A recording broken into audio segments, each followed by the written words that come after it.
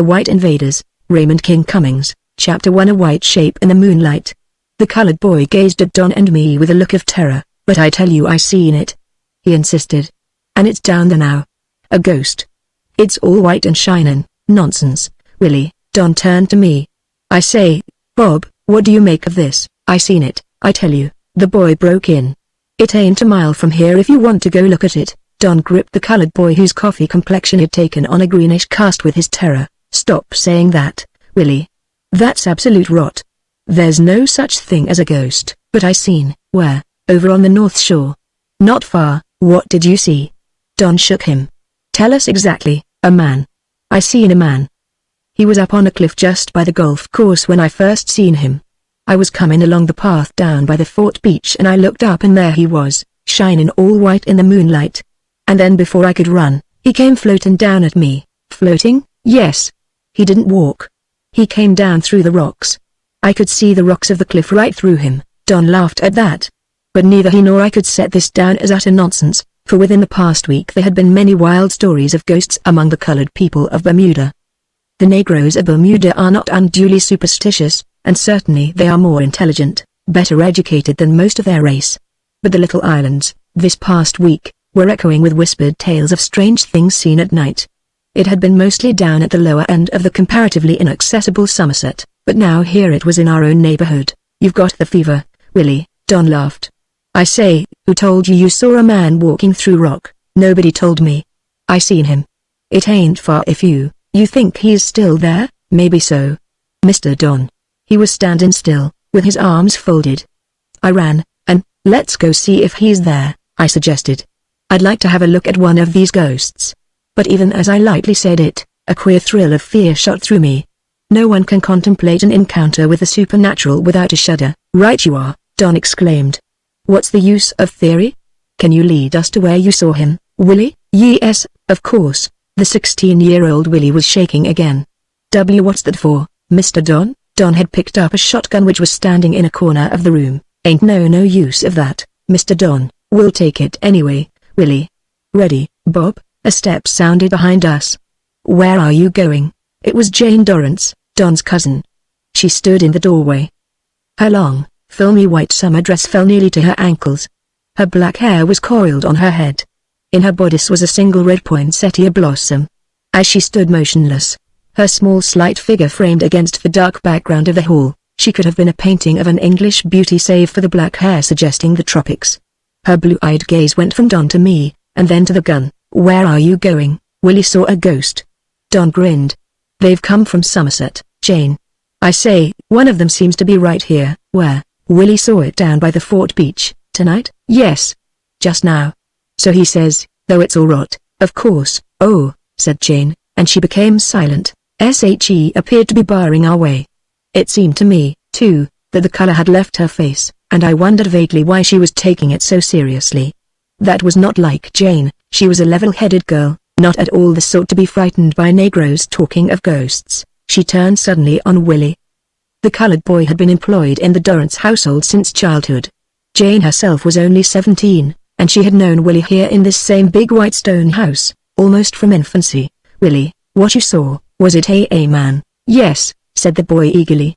"A man. A great big man. All white and shining." "A man with a hood? Or a helmet? Something like a queer-looking hat on his head?" "Willie, Jane," expostulated Don.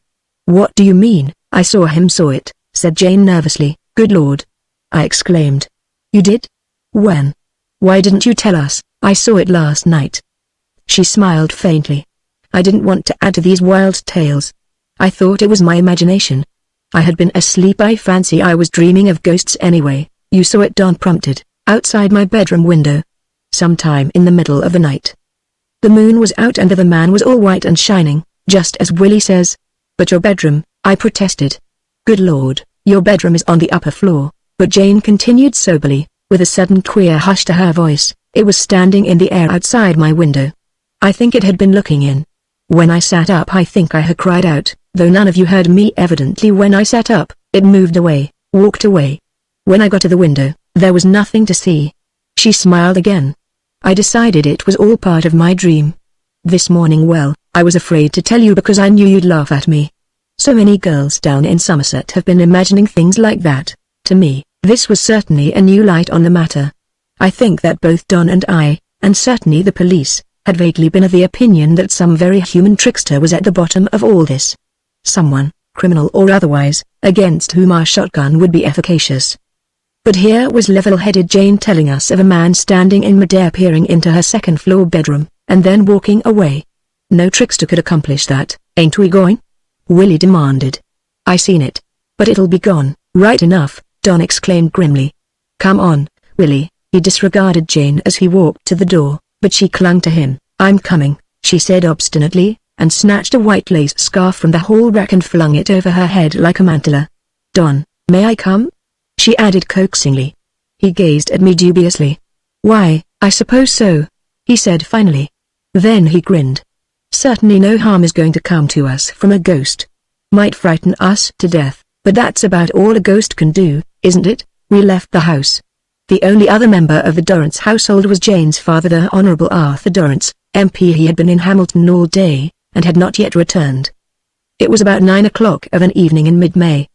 The huge moon rode high in a fleecy sky, illumining the island with a light so bright one could almost read by it. We'll walk, said Don. No use riding, Willie, no. It's shorter over the hill. It ain't far. We left our bicycles standing against the front veranda, and, with Willie and Don leading us, we plunged off along the little dirt road of the Dorrance estate. The poinsettia blooms were thick on both sides of us. A lily field, which a month before had been solid white with blossoms, still added its redolence to the perfumed night air.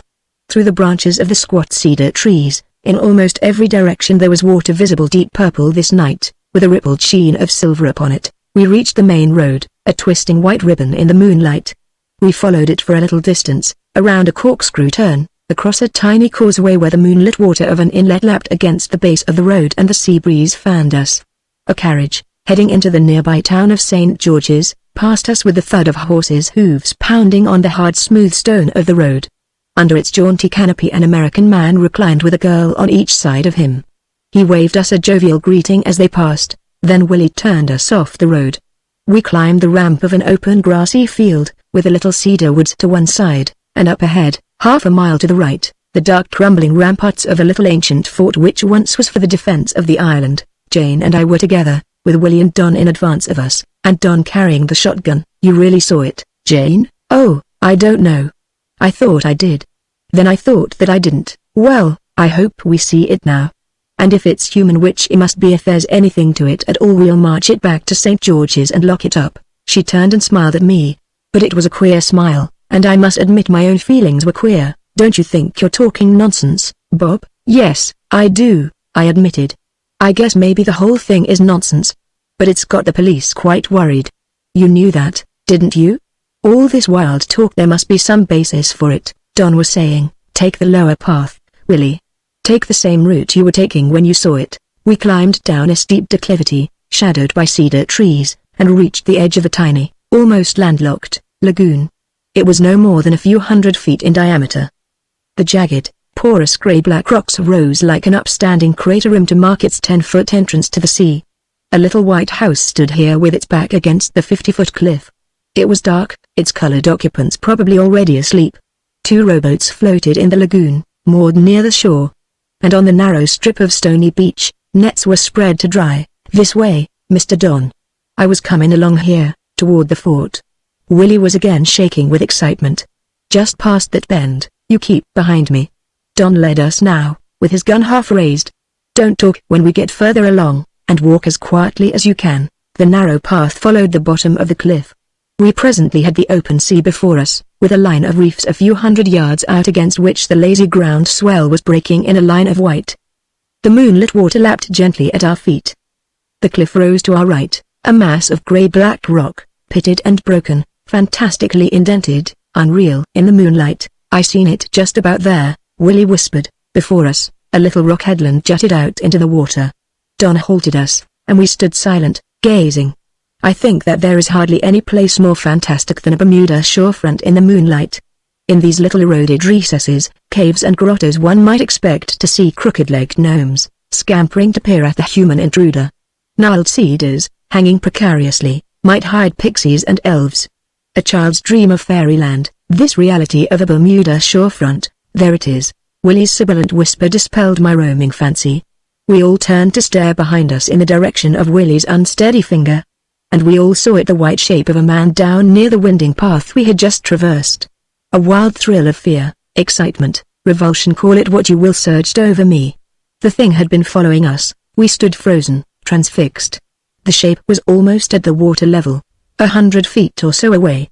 It had stopped its advance. To all appearances it was a man standing there, calmly regarding us.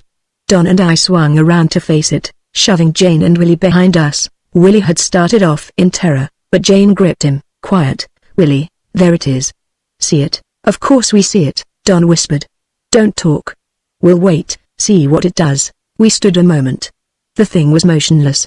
It was in a patch of shadow, but, as though gleaming with moonlight, it seemed to shine. Its glow was silvery, with a greenish cast almost phosphorescent. Was it standing on a path? I could not tell. It was too far away, too much in shadow. But I plainly saw that it had the shape of a man. Wraith, or substance. That also, was not yet apparent. Then suddenly it was moving. Coming toward us. But not floating, for I could see the legs moving, the arms swaying. With measured tread it was walking slowly toward us. Don's shotgun went up. Bob, we'll hold our ground. Is he armed? Can you see? No. Can't tell. Armed. What nonsense. How could this wraith, this apparition, do us physical injury, if he gets too close? Bob, by God, I'll shoot. But if he's human, I wouldn't want to kill him. The shape had stopped again. It was 50 feet from us now, and we could clearly see that it was a man, taller than normal. He stood now with folded arms, a man strangely garbed in what seemed a white, tight-fitting jacket and short trunks. On his head was a black skull cap surmounted by a helmet of strange design. Don's voice suddenly echoed across the rocks. Who are you? The white figure gave no answer. It did not move. We see you. What do you want? Don repeated. Then it moved again. Partly toward us and partly sidewise, away from the sea. The swing of the legs was obvious. It was walking. But not upon the path, nor upon the solid surface of these Bermuda rocks. A surge of horror went through me at the realization. This was nothing human. It was walking on some other surface, invisible to us. But something solid beneath its own tread. Look. Jane whispered. It's walking into the cliff. There was no doubt about it now.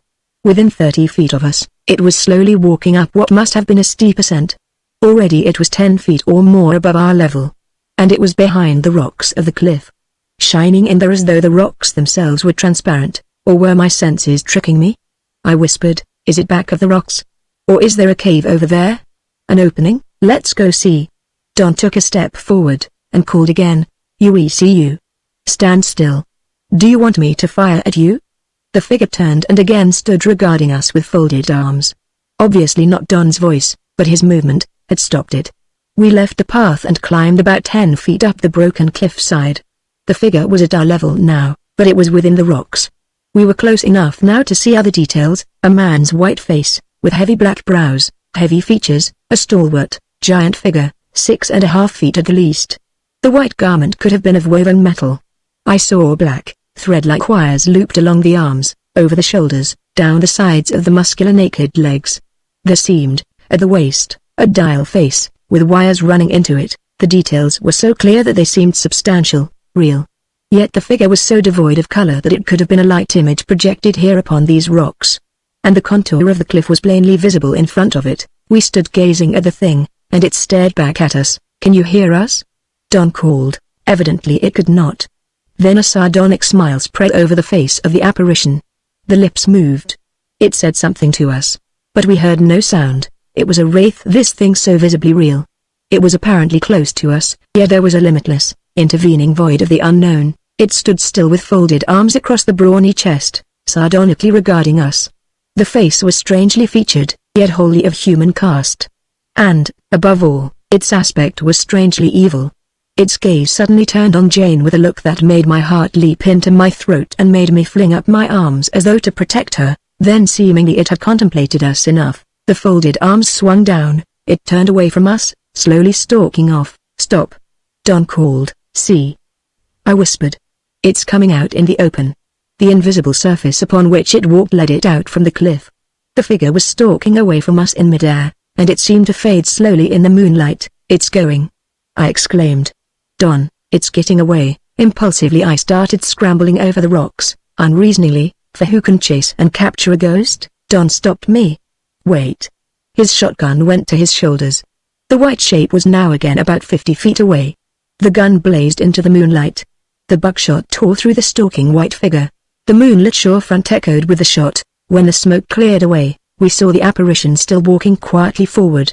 Up over the sea now, up and out into the moonlit night, growing smaller and dimmer in the distance, until presently it was faded and gone. A ghost? We thought so then. Chapter 2. The face at the window. This was our first encounter with the white invaders. It was too real to ignore or treat lightly. One may hear tales of a ghost, even the recounting by a most reliable eyewitness, and smile skeptically. But to see one yourself as we had seen this thing in the moonlight of that Bermuda shorefront, that is a far different matter. We told our adventure to Jane's father when he drove in from Hamilton about 11 o'clock that same evening. But he, who personally had seen no ghost, could only look perturbed that we should be so deluded. Some trickster or some trick of the moonlight, and the shadowed rocks aiding our own sharpened imaginations. He could think of no other explanation. But Don had fired point blank into the thing and had not harmed it. Arthur Dorrance, member of the Bermuda Parliament, was a grey-haired gentleman in his 50s, a typical British colonial, the present head of this old Bermuda family. The tales or the ghosts, whatever their origin, already had forced themselves upon governmental attention. All this evening, in Hamilton, Mr. Dorrance had been in conference trying to determine what to do about it. Tales of terror in Little Bermuda had a bad enough local effect, but to have them spread abroad, to influence adversely the tourist trade upon which Bermuda's very existence depended, that presaged economic catastrophe. And the tales are spreading, he told us. "Look here, you young cubs, it's horribly disconcerting to have you of all people telling me a thing like this." Even now he could not believe us.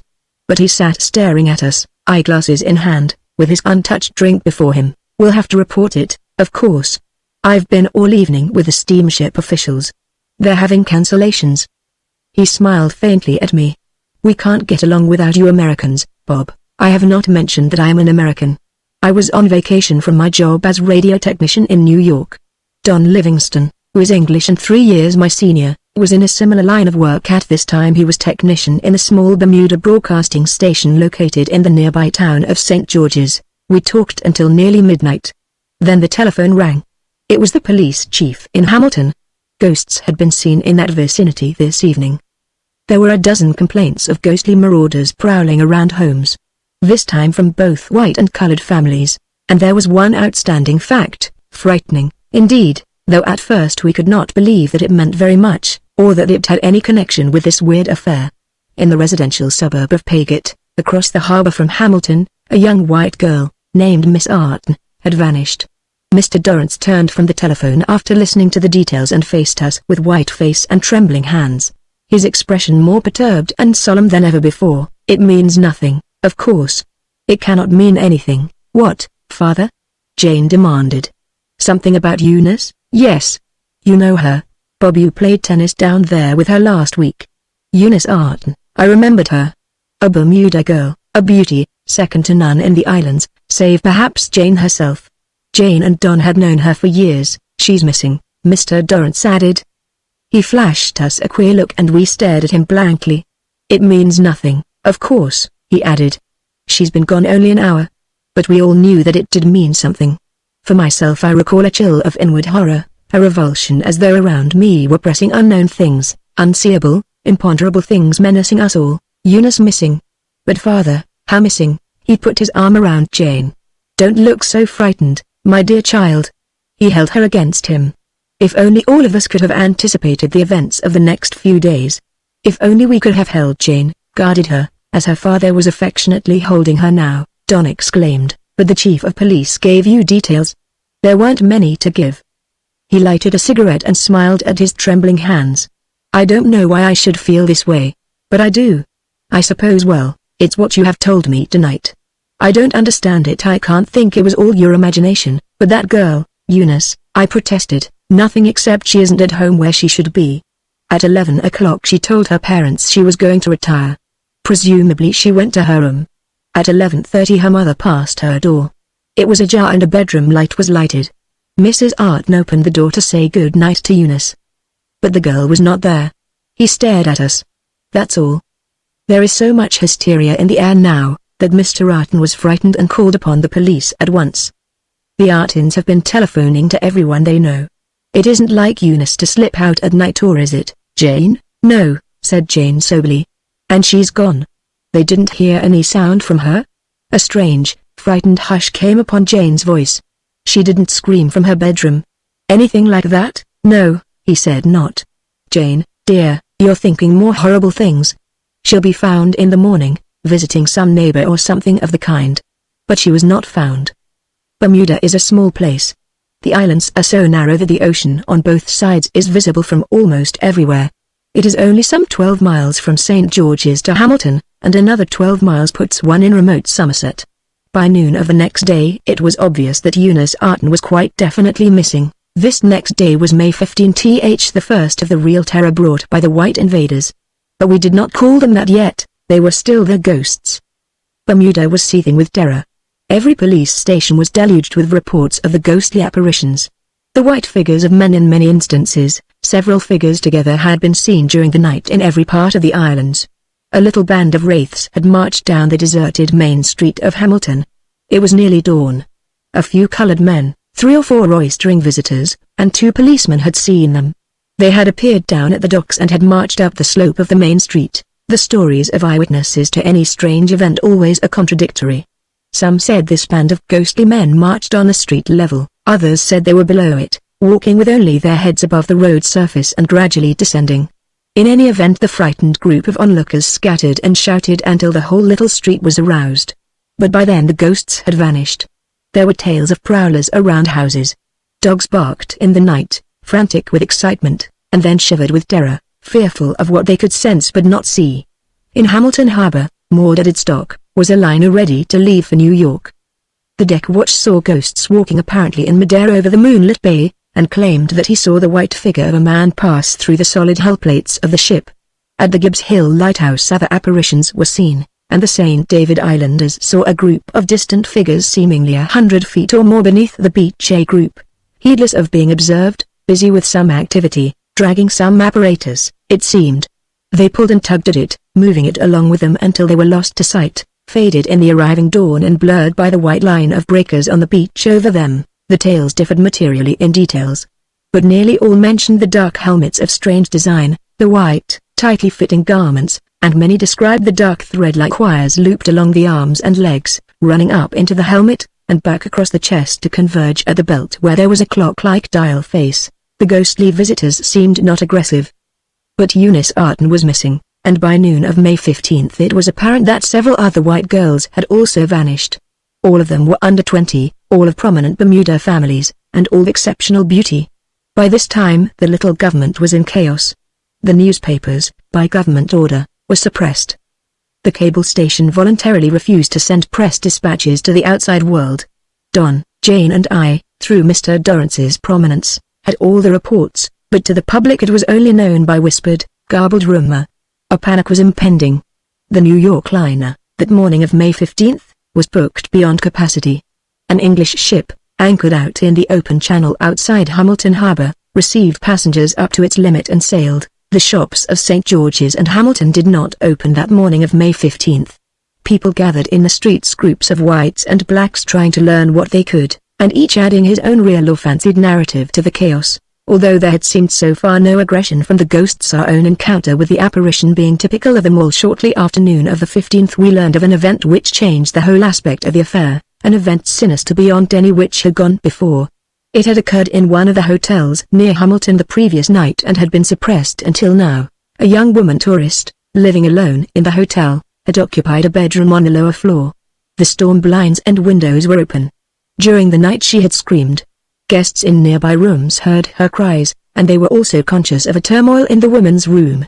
Her door was locked on the inside, and when the night clerk finally arrived with a pass key and they entered, they found the room disordered. A wicker chair and table overturned, and the young woman gone, presumably out of the window. She had been a woman of about 25, a widow's, exceptionally attractive. Stolen by the ghosts? We could think of nothing else. Was that what had happened to Eunice Arden?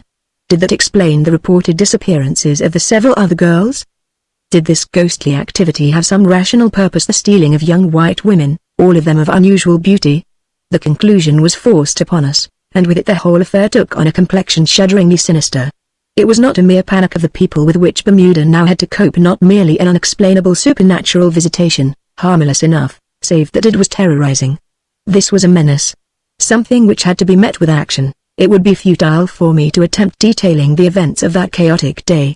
We had all ridden over to Hamilton and spent the day there, with the little town in a turmoil and events seething around us, a seemingly endless stream of reports of what had happened the night before. By daylight no apparitions were seen. But another night was coming.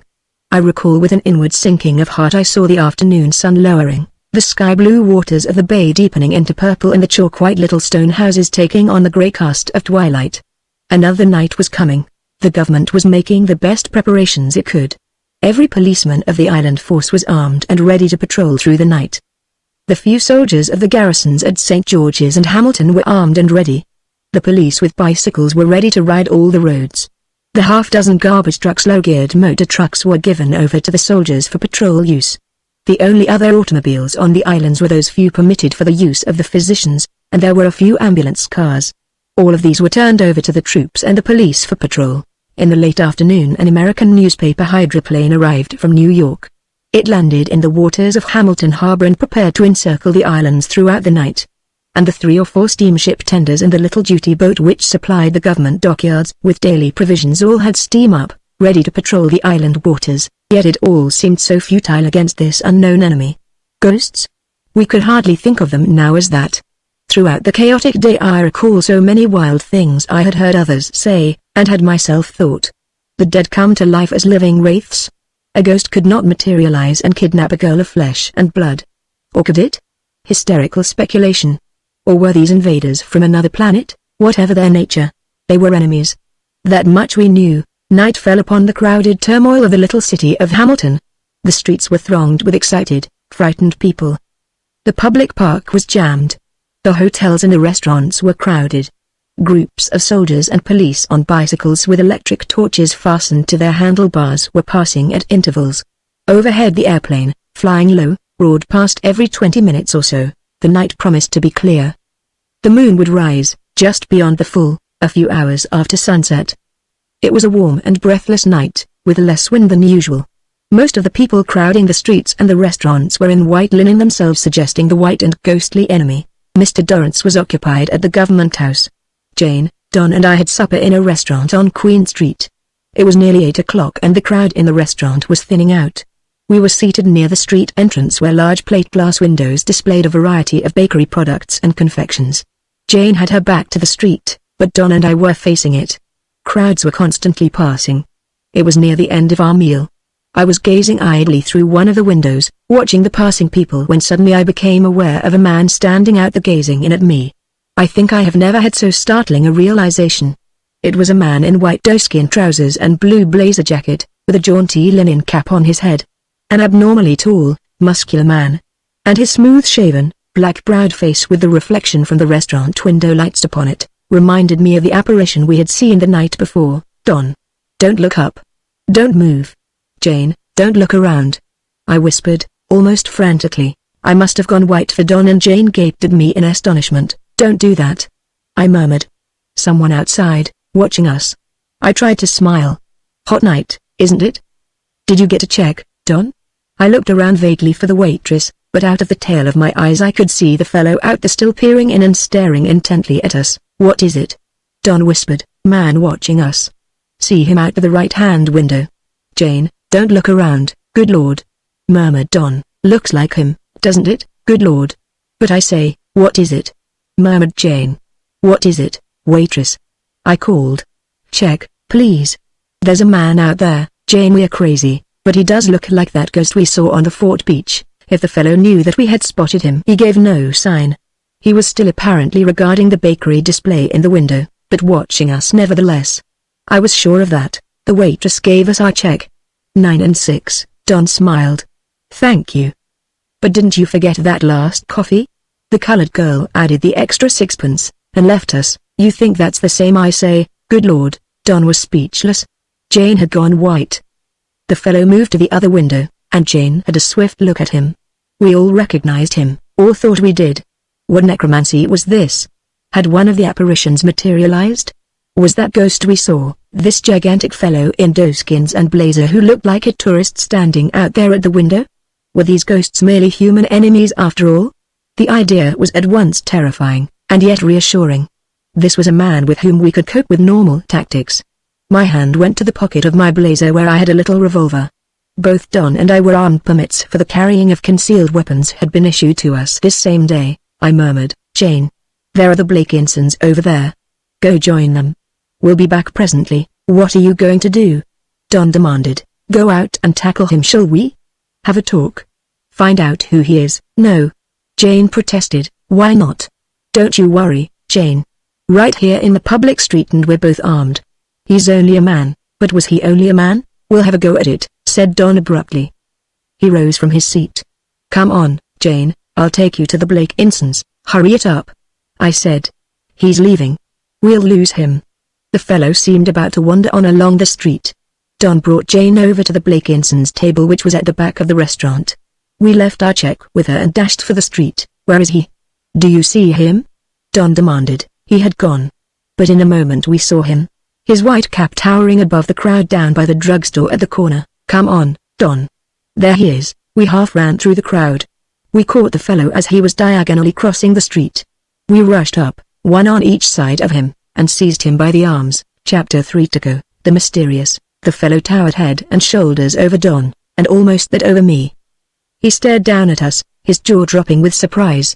My heart was pounding. To me there was no doubt about it now. This heavy-featured, handsome, but evil face was the face of the apparition at whom Don had fired as it hung in the air over the Fort Beach path. But this was a man.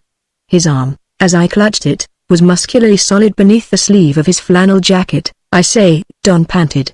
Just a minute. With a sweep of his arms the stranger angrily flung off our hold. What do you want? I saw, within 20 feet of us, a policeman standing in the street intersection. I beg your pardon, Don stammered.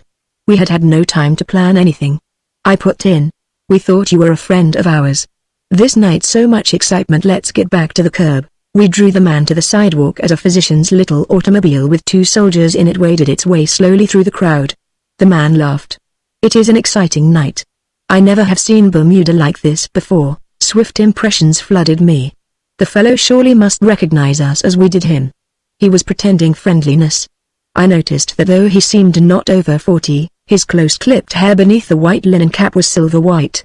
His face had a strange pallor, not the pallor of ill health, but seemingly a natural lack of color. And his voice, speaking good English, nevertheless marked him for a foreigner, though of what nation certainly I could not say. We're mistaken, said Don. But you look like someone we know. Do I, indeed? That is interesting, only you're taller, I said. You're not a Bermudian, are you? His eyes, beneath the heavy black brows, shot me a look. No. I am a stranger, a visitor. My name, he hesitated briefly, then he smiled with what seemed an amused irony. My name is Tico. Robert Tico. I am living at the Hamiltonia Hotel. Does that satisfy you? I could think of nothing to say. Nor could Don. The fellow added, Bermuda is like a little ship. I understand your inquisitiveness, one must know everyone else. And who are you? Don told him. Yes, he smiled. And so you are a native Bermudian? Yes. And you, he said to me, you are American, from New York? Yes, that is more interesting. Never have I known an American.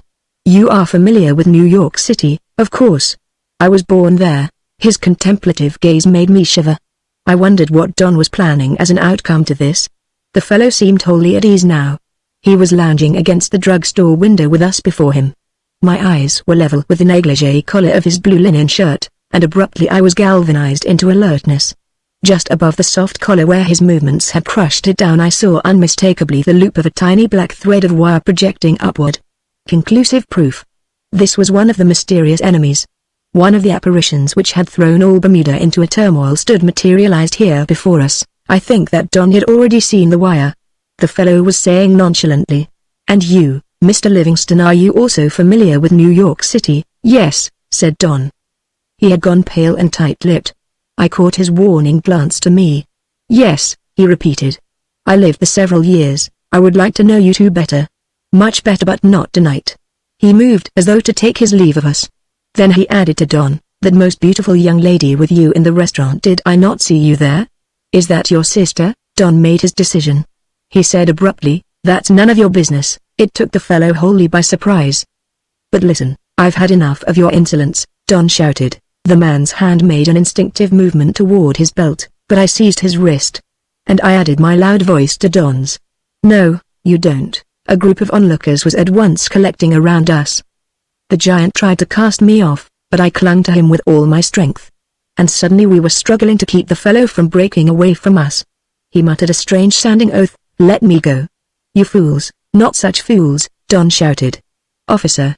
"I say officer." Don's revolver was in his hand. People were pressing around us, but when they saw the revolver they began scattering. The giant made a lunge and broke away from us, heedless that Don might have shot him. "What's all this? I say, you three, what are you up to?" The policeman came on a run.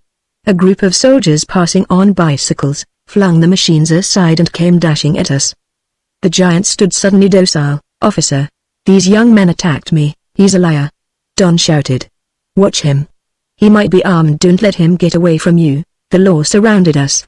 "Here's my weapon," said Don. "Bob, give up your revolver." In the turmoil Don plucked the policeman aside. "I'm nephew of the Honorable Arthur Dorrance. Take us to your chief." I made that uproar to catch that big fellow. The name of the Honorable Arthur Dorrance was magic. The policeman stared at our giant captive who now was surrounded by the soldiers. "But I say, take us all in and send for Mr. Dorrance. He's at the government house." "But I say, that big blighter, we think he's one of the ghosts," Don whispered. "Oh, my God." With the crowd following us we were hurried away to the police station nearby. The sergeant said, "The chief will be here in a few minutes. And we've sent for Mr. Dorrance." "Good enough, Brown." It chanced that Don knew this sergeant very well. "Did you search the fellow?" "Yes." "No weapon in his clothes," I whispered. "I saw a wire under his collar." "No use telling that now, Bob." I realized it. These policemen were frightened enough at our captive. Don added, "Before my uncle and the chief arrive, let me have a talk with that fellow, will you?" They had locked him up, and in the excitement of our arrival at the station both Don and I had completely forgotten the wire we had seen at his collar. But we remembered it now, and the same thought occurred to both of us. We had locked up this mysterious enemy. Where would the prison bars hold him? "Good Lord!" Don exclaimed. "Bob, those wires, Sergeant, we shouldn't have left that fellow alone." "Is he alone?" "Come on." With the frightened, mystified sergeant leading us we dashed along the little white corridor to the windowless cell in which the giant was confined.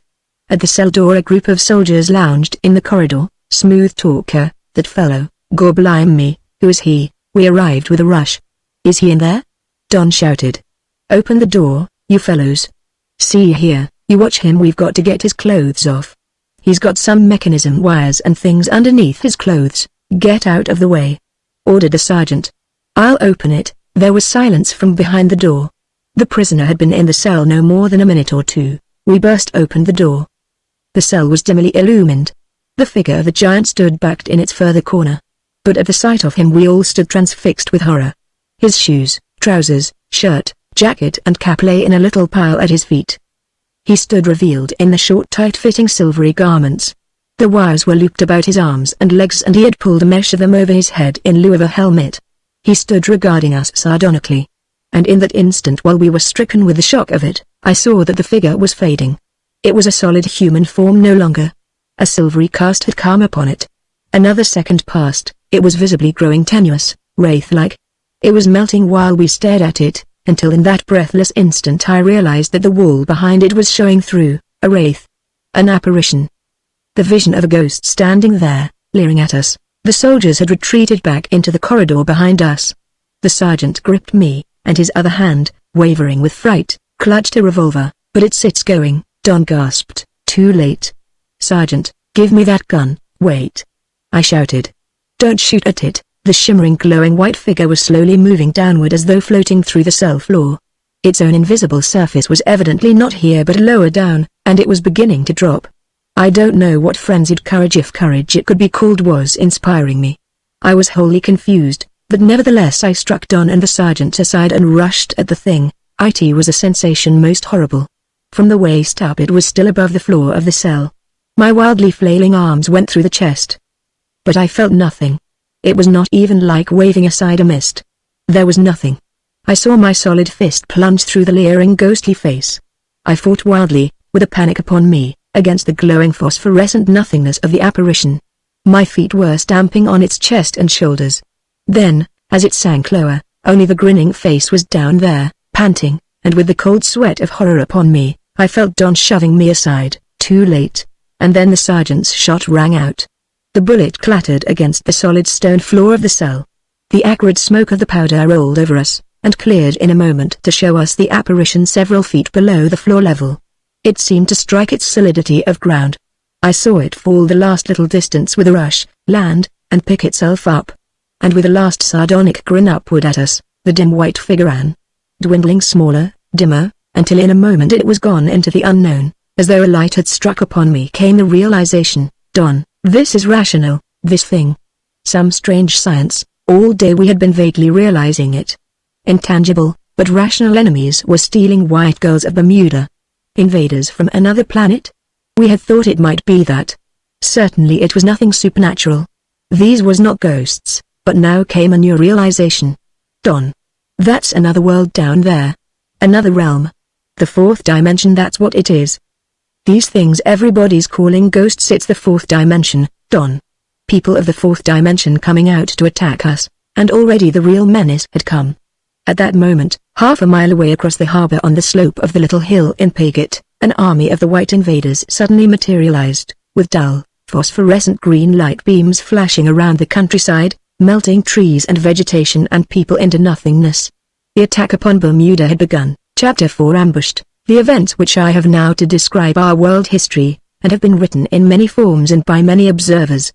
I must, however, sketch them in broadest outline for the continuity of this personal narrative of the parts played by my friends and myself in the dire and astounding affair which was soon to bring chaos, not only to little Bermuda but to the great United States as well, and a near panic everywhere in the world. On this evening of May 15, 1938, the white invaders showed themselves for the first time as rational human enemies. The residential suburb of Paget lies across the little harbor from the city of Hamilton.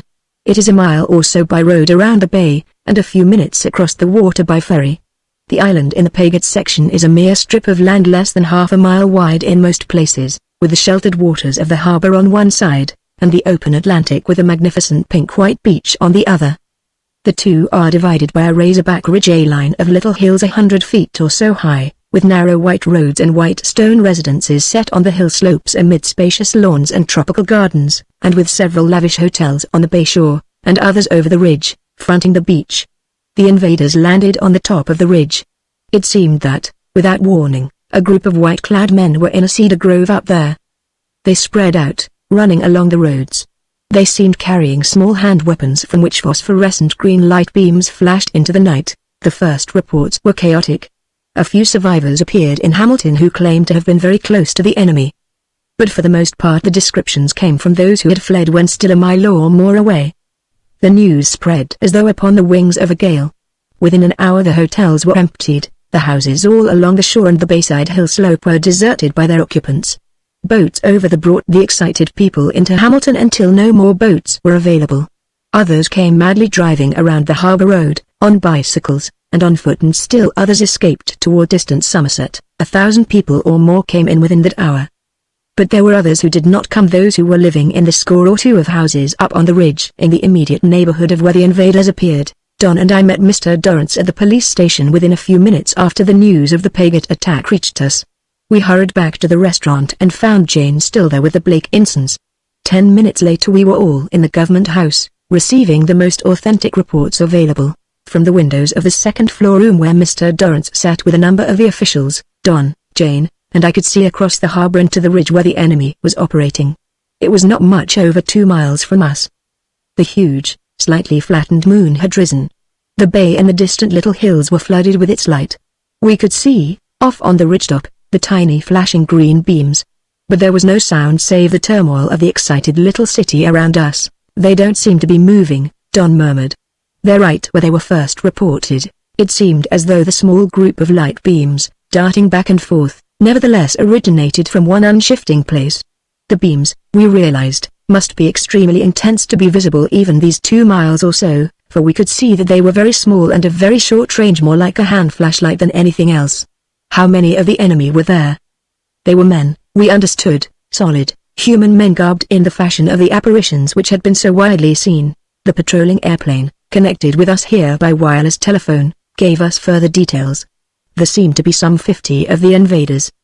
They stood in a group in what had been a small cedar grove. It was a barren field now. The trees had melted and vanished before the silent blasts of the green light beams.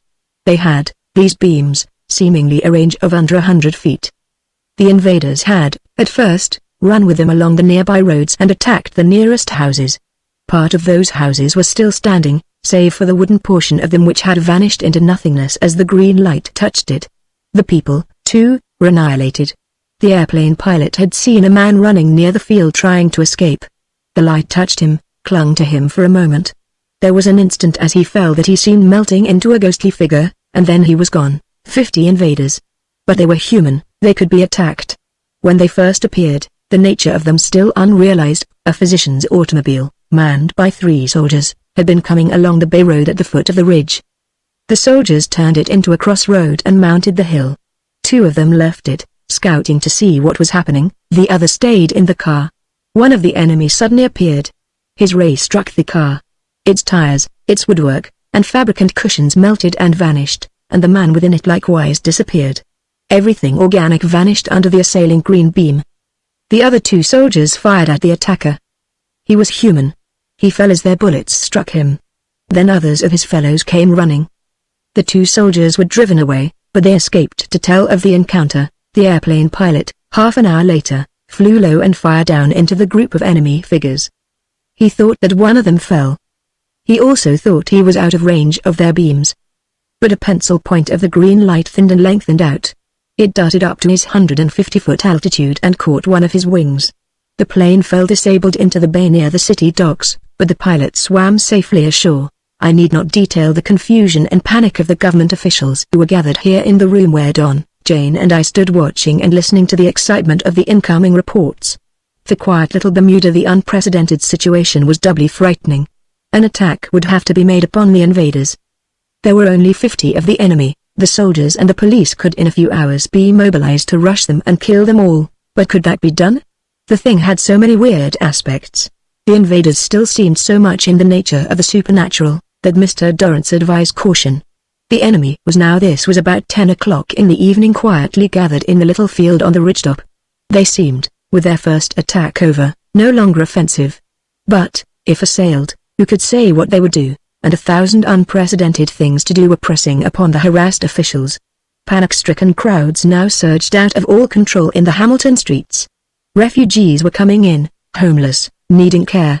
The soldiers and the police were scattered throughout the islands, without orders of what to do to meet these new conditions, and new, ever more frightening reports poured in. The telephone service, which links as a local call nearly every house throughout the islands, was flooded with frantic activity. From nearly every parish came reports of half-materialized ghosts. 50 invaders. There were that many gathered on the Paget Hill, but it seemed that there must be 1,000 watching apparitions scattered throughout the islands. Harmless, merely frightening, wraiths.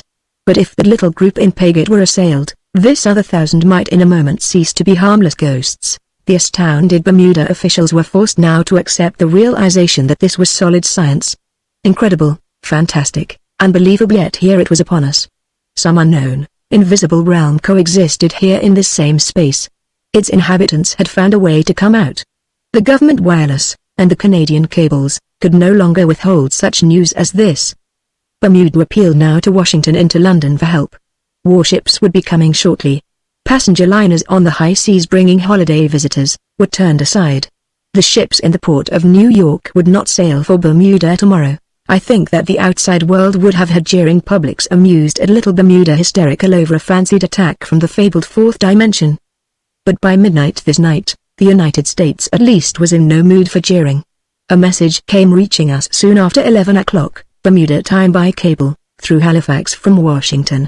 The thing already had passed beyond the scope of the Bermudas. White apparitions were seen on the Atlantic seaboard near Savannah.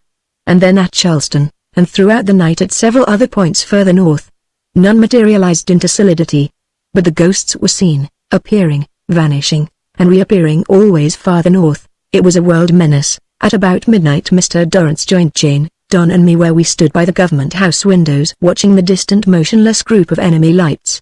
He was pale and harassed. "No use for you to stay here," he told us. "Don, you and Bob take Jane home. It's the safest place now." The reports seemed to indicate that of all the parishes, St. George's was now most free of the apparitions. "Go home," he insisted. "You and Bob stay with Jane. Take care of her, lads." He smiled grimly. "We all the government may be moving to St. George's by morning, but, Father," Jane protested, "what will you do? Stay here, for a while? I'll drive over by daybreak. I'll keep the Victoria. You have your cycles, you three ride over. Be careful, lads. You have your revolvers?" "Yes," said Don. We had no time for leave-taking.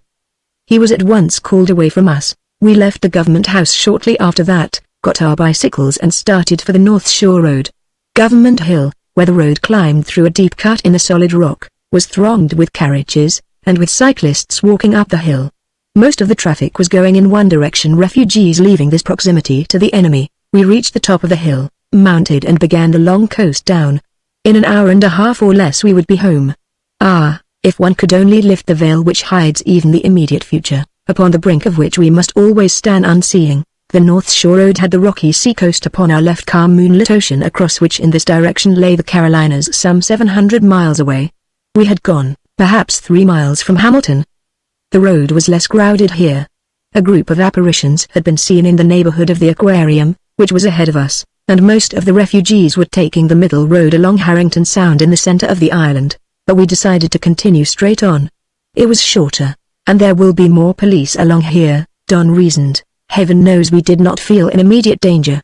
Cycling soldiers passed us at frequent intervals, giving us the news of what lay ahead. And we both had revolvers. We came presently to the bottom of one of the many steep little hills up which it is difficult to ride. We were walking up the grade, pushing our machines with Jane between us. A group of soldiers came coasting down the hill, but when we were halfway up they had passed out of sight. It chanced at the moment that we were alone on the road. No house was near us. The ocean to our left lay at the bottom of a 50-foot rocky cliff. To the right was a thick line of oleander trees, heavy with bloom. Ahead of us, to the right within the line of oleanders, the glowing white figure of an apparition was visible. We stopped, out of breath from the climb, and stood by the roadside. "See it there?" Don murmured. "Let's wait and watch it a moment. One may get used to anything." We were not frightened. The figure, no more than 20 feet ahead of us, stood partly within a tree trunk. It could not materialize there. It was the figure of a man, with helmet and looped wires. "Not that fellow who called himself Tico," I whispered. This one was smaller, no larger than Jane, perhaps. He raised his arms as though warning us to stop. We stood gazing at him, undecided whether to retreat or advance. An omnibus carriage coming from St. George's stopped at the brow of the hill. Its occupants climbed out and began shouting at the apparition, at the same time flinging stones, one of which came bounding past us. "Hi!" I called. "Stop that. No sense to that." Suddenly I heard a rustling of the oleanders at my side. We had no warning, our attention was wholly upon the apparition and the men by the carriage on the brow of the hill flinging stones. There was a rustling, the shadowed oleanders parted and figures leapt upon us. I recall hearing Don shout, and Jane cry out. Our cycles clattered to the road. I fired at an oncoming white figure, but missed. The solid form of a man struck me and I went down, tangled in my wheel. There was an instant when I was conscious of fighting madly with a human antagonist. I was conscious of Don fighting, too. Jane stood, gripped by a man. 4 or 5 of them had leapt upon us. I had many instant impressions, then as I fought something struck my head and I faded into insensibility. I must have recovered within a moment. I was lying on the ground, partly upon a bicycle. Don was lying near me. White figures of men with Jane in their midst were standing off the road, partly behind the bushes. They were holding her, and one of them was swiftly adjusting a network of wires upon her. Then, as I revived further, I heard shouts. People were arriving from down the hill. I tried to struggle to my feet, but fell back. In the bushes the figures and the figure of Jane were turning silvery, fading into wraiths. They drifted down into the ground. They were gone. Chapter 5 Into the enemy camp. "But Bob, I won't go back to Government House," Don whispered. "Lord, we can't do that. Get in for theories and questions and plans to gather a police squad. Every minute counts. What can we do?" Break away from these fellows, send Uncle Arthur a message, anything at all, and say we'll be back in half an hour. I tell you, Jane is gone, they've got her. You saw them take her. By now probably, they've got her off there in Paget among them. We've got to do something drastic, and do it now. If the police attacked, suppose Jane is in that Paget group, the first thing they'd do when the police came at them would be to kill her. We can't go at it that way, I tell you. We were trudging back up Government Hill with a group of soldiers around us. I had revived to find myself not seriously injured. A lump was on my head and a scalp wound where something had struck me. Don had regained consciousness a moment later and was wholly unharmed. His experience had been different from mine. 2 men had seized him. He was aware of a sudden puff of an acrid gas in his face, and his senses had faded. But when they returned he had his full strength almost at once. We realized what had happened. Half a dozen of the enemy were lying in ambush there on the roadside. It was young white girls they were after, and when we appeared with Jane, one of the invaders showed himself as an apparition to stop us, and then the others, fully materialized and hiding in the oleanders, had leapt upon us. They had had only time to escape with Jane, ignoring Don and me where we had fallen. They seemed also not aware of the nature of our weapons, for they had not taken our revolvers. Had they gone now with Jane into the other realm of the unknown? Or was she with them, over in Paget now in the little enemy camp there which was defying Bermuda? We thought very possibly it was the latter. The giant who had called himself Tico, who had escaped us in the police station, had been driven from our minds by all the excitement which followed. Was that Tico the leader of these invaders? Had he, for some time perhaps, been living as he said in the Hamiltonia Hotel? Scouting around Bermuda, selecting the young girls whom his cohorts were to abduct? The thoughts made us shudder. He had noticed Jane. He it was, doubtless, who as an apparition had prowled outside Jane's room the night before last. And last night he had followed us to the Fort Beach. And again tonight in the restaurant he had been watching Jane. These men who had captured Jane now might very well carry her to Paget and hand her over to their leader, this giant Tico. A frenzy of desperation was upon Don and me at the thought. But what shall we do? I whispered. Get away from these soldiers, Bob. We've got our revolvers. We'll ride over there to Paget, just the 2 of us. It's our best chance that way. Creep up and see what's over there. And if Jane is there, we've got to get her, Bob, get her some way, somehow. We could plan no further than that. But to return to Government House, to face Jane's father with the tale of what had happened, and then become involved in an official attempt to attack with open hostilities the enemy in Paget, that was unthinkable. At the foot of Government Hill, with a trumped-up excuse, Don got us away from our escort. The night was far darker now. A grey-white mass of clouds had come up to obscure the moon.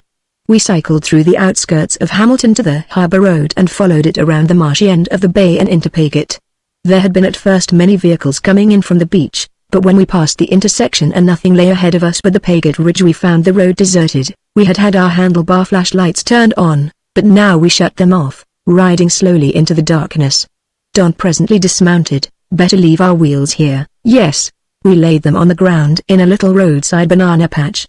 We were no more than a quarter of a mile from the enemy now. The glow of their green beams standing up into the air showed on the ridge top ahead of us. We'll take the up road, Don whispered. Shall we? And when we get to the top, follow some path, instead of the road. All right, I agreed. We started on foot up the steep side road which led from the bay shore to the summit of the ridge.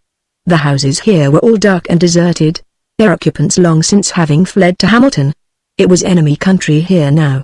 We reached the summit and plunged into a cedar grove which had a footpath through it. The green light beams seemed very close. We could see them in a little group standing motionless up into the darkness of the sky. Can't plan, Don whispered. But we must keep together. Get up as close as we can and see what conditions are, and see if Jane were here. It echoed through my head, and I knew it was also Don's guiding thought. Another 10 minutes. We were advancing with the utmost caution. The cedar grove was almost black. Then we came to the end of it. There was a winding road and 2 white houses 100 feet or so apart. And beyond the houses was a stretch of open field, strangely denuded of vegetation. There they are, Bob. Don sank to the ground with me beside him. We crouched, revolvers in hand, gazing at the strange scene. The field had been a cedar grove, but all the vegetation now was gone, leaving only the thin layer of soil and the outcropping patches of Bermuda's famous blue-grey rock. The houses, too, had been blasted. One was on this side of the field, quite near us. Its walls and roof had partially fallen, its windows and door rectangles yawned black and empty, with the hurricane shutters and the wooden window casements gone and the panes shattered into a litter of broken glass. But the house held our attention only a moment. Across the 200-foot field we could plainly see the invaders' 40 or 50 men's figures dispersed in a little group. It seemed a sort of encampment. The green light beams seemed emanating from small hand projectors resting now on the ground. The sheen from them gave a dull lurid green cast to the scene. The men were sitting about in small groups, and some were moving around, seemingly assembling larger apparatus. We saw a projector, a cylindrical affair, which half a dozen of them were dragging. Bob, can you make out back by the banana grove captives? Look. The encampment was at the further corner of the naked field. A little banana grove joined it. We could see where the enemy light had struck, partially melting off some of the trees so that now they stood leprous. In the grove were other figures of men, and it seemed that among them were some girls. Was Jane there among those captives? We've got to get closer, I whispered. Don, that second house, if we could circle around and get there. From the corner of it, we'd be hidden. We'll try it. The further house was also in ruins. It stood near the back edge of the naked field and was within 50 feet of the banana grove. We circled back, and within 10 minutes more were up against the broken front veranda of the house. No one here, Don whispered. No, evidently not. Let's try getting around the back and see them from the back corner. We were close enough now to hear the voices in the banana grove. The half-wrecked house against which we crouched was a litter of stones and broken glass. It was black and silent inside. Don, look. Sidewise across the broken veranda the group of figures in the field were partly visible. We saw ghostly wraiths now among them, apparitions 3 or 4 feet above the ground. They solidified and dropped to earth, with their comrades gathering over them. The babble of voices in a strange tongue reached us. New arrivals materializing. But was Jane here? And Tuco, the giant? We had seen nothing of either of them. These men seemed all undersized rather than gigantic. We were about to start around the corner of the veranda for a closer view of the figures in the grove, when a sound near at hand froze us. A murmur of voices. Men within the house. I pulled Don flat to the ground against the stone steps of the porch. We heard voices, then footsteps. A little green glow of light appeared. We could see over the porch floor into the black yawning door rectangle. 2 men were moving around in the lower front room, and the radiation from their green lights showed them plainly. They were small fellows in white, tight-fitting garments, with a black helmet and the looped wires. Don, when they come out, I murmured it against his ear. If we could strike them down without raising an alarm, and get those suits quiet. They're coming. They extinguished their light. They came down the front steps, and as they reached the ground and turned aside, Don and I rose up in the shadows and struck at them desperately with the handles of our revolvers. Don's man fell silently. Mine was able to ward off the blow. He whirled and flashed on his little light. But the beam missed me as I bent under it and seized him around the middle, reaching up with a hand for his mouth. Then Don came at us, and under his silent blow my antagonist wilted. We had made only a slight noise. There seemed no alarm. Get them into the house, Don murmured. Inside. Someone may come any minute. We dragged them into the dark and lit lower room. We still had our revolvers, and now I had the small hand projector of the green light beam. It was a strangely weightless little cylinder, with a firing mechanism which I had no idea how to operate. In a moment we had stripped our unconscious captives of their white woven garments. In the darkness we were hopelessly ruining the mechanism of wires and dials. But we did not know how to operate the mechanism in any event, and our plan was only to garb ourselves like the enemy. Thus disguised, with the helmets on our heads, we could get closer, creep among them and perhaps find Jane. The woven garments, which I had thought metal, stretched like rubber and were curiously light in weight. I got the impression now that the garments, these wires and discs, the helmet and the belt with its dial face, all this strange mechanism and even the green ray projector weapon, all of it was organic substance. And this afterward proved to be the fact. 1, 2, we were soon disrobed and garbed in the white suits of our enemies. The jacket and trunks stretched like rubber to fit us. Can't hope to get the wires right, Don whispered. Got your helmet? Yes. The belt fastens behind, Don, I know. These accursed little discs, what are they? We did not know them for storage batteries as yet. They were thin flat circles of flexible material with a cut in them so that we could spring the edges apart and clasp them like bracelets at intervals on our arms and legs. The wires connected them, looped up to the helmet, and down to the broad belt where there was an indicator dial in the middle of the front. 2, 3, we worked swiftly and got the apparatus on somehow. The wires, broken and awry, would not be noticed in the darkness. Ready, Don? Yes. I guess so. I've got this light cylinder, but we don't know how to work it. Carry it openly in your hand. It adds to the disguise. There was a note of triumph in Don's voice. It's dark out there, only the green glow. We'll pass for them, Bob, at a little distance anyway. Come on. We started out of the room. You can hide your revolver in the belt. There seems to be a pouch. Yes. We passed noiselessly to the veranda. Over our bare feet we were wearing a sort of woven buskin which fastened with wires to the ankle discs. Keep together, Don whispered.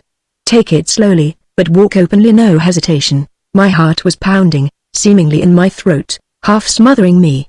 Around the back corner of the house, I whispered. Then into the banana grove. Straighten. Yes. But not right among them. A little off to one side, passing by as though we were on some errand. If they spot us, open fire. Cut and run for it. All we can do, Bob. Side by side we walked slowly along the edge of the house. At the back corner, the small banana grove opened before us. 20 feet away, under the spreading green leaves of the trees, a dozen or so men were working over apparatus. And in their center a group of captive girls sat huddled on the ground. Men were passing back and forth. At the edge of the trees, by the naked field, men seemed preparing to serve a meal. There was a bustle of activity everywhere, a babble of strange, subdued voices. We were well under the trees now. Don, choosing our route, was leading us to pass within 10 or 15 feet of where the girls were sitting. It was dark here in the grove, the litter of rotted leaves on the soft ground scrunched and swished under our tread. There was light over by the girls. I stared at their huddled forms, their white, terrified faces. Girls of Bermuda, all of them young, all exceptionally pretty. I thought I recognized Eunice Arden. But still it seemed that Jane was not here. And I saw men seated watchfully near them, men with cylinder weapons in their hands. Don occasionally would stoop, poking at the ground as though looking for something. He was heading us in a wide curve through the grove so that we were skirting the seated figures. We had already been seen, of course, but as yet no one heeded us. But every moment we expected the alarm to come. My revolver was in the pouch of my belt where I could quickly jerk it out. I brandished the useless light cylinder ostentatiously. Don. I gripped him. We stopped under a banana tree, half hidden in its drooping leaves. Don, more of them coming. Out in the empty field, apparitions of men were materializing. Then we heard a tread near us, and stiffened. I thought that we were discovered. A man passed close to us, heading in toward the girls. He saw us, he raised a hand palm outward with a gesture of greeting, and we answered it. For another 2 or 3 minutes we stood there, peering, searching for some sign of Jane. Men were distributing food to the girls now, and then we saw Jane. She was seated alone with her back against a banana tree, a little apart from the others. And near her was a seated man's figure, guarding her. Don. There she is. We can get near her. Keep on the way we were going. We must go in a wide curve to come up behind her. We started forward again. We were both wildly excited. Jane was at the edge of the lighted area. We could come up behind her, shoot her guard, seize her and dash off. I saw that the mesh of wires, discs and a helmet were on Jane. Don suddenly stumbled over something on the ground. A man who had been lying there, asleep perhaps, rose up. We went sidewise, and past him, but his voice followed us. Unintelligible, angry words. Keep on. I murmured. Don't turn. It was a tense moment. The loud words brought attention to us. Then there came what seemed a question from someone over by the girls. We could not answer it. Then 2 or 3 other men shouted at us. Don stopped, undecided. No. I whispered.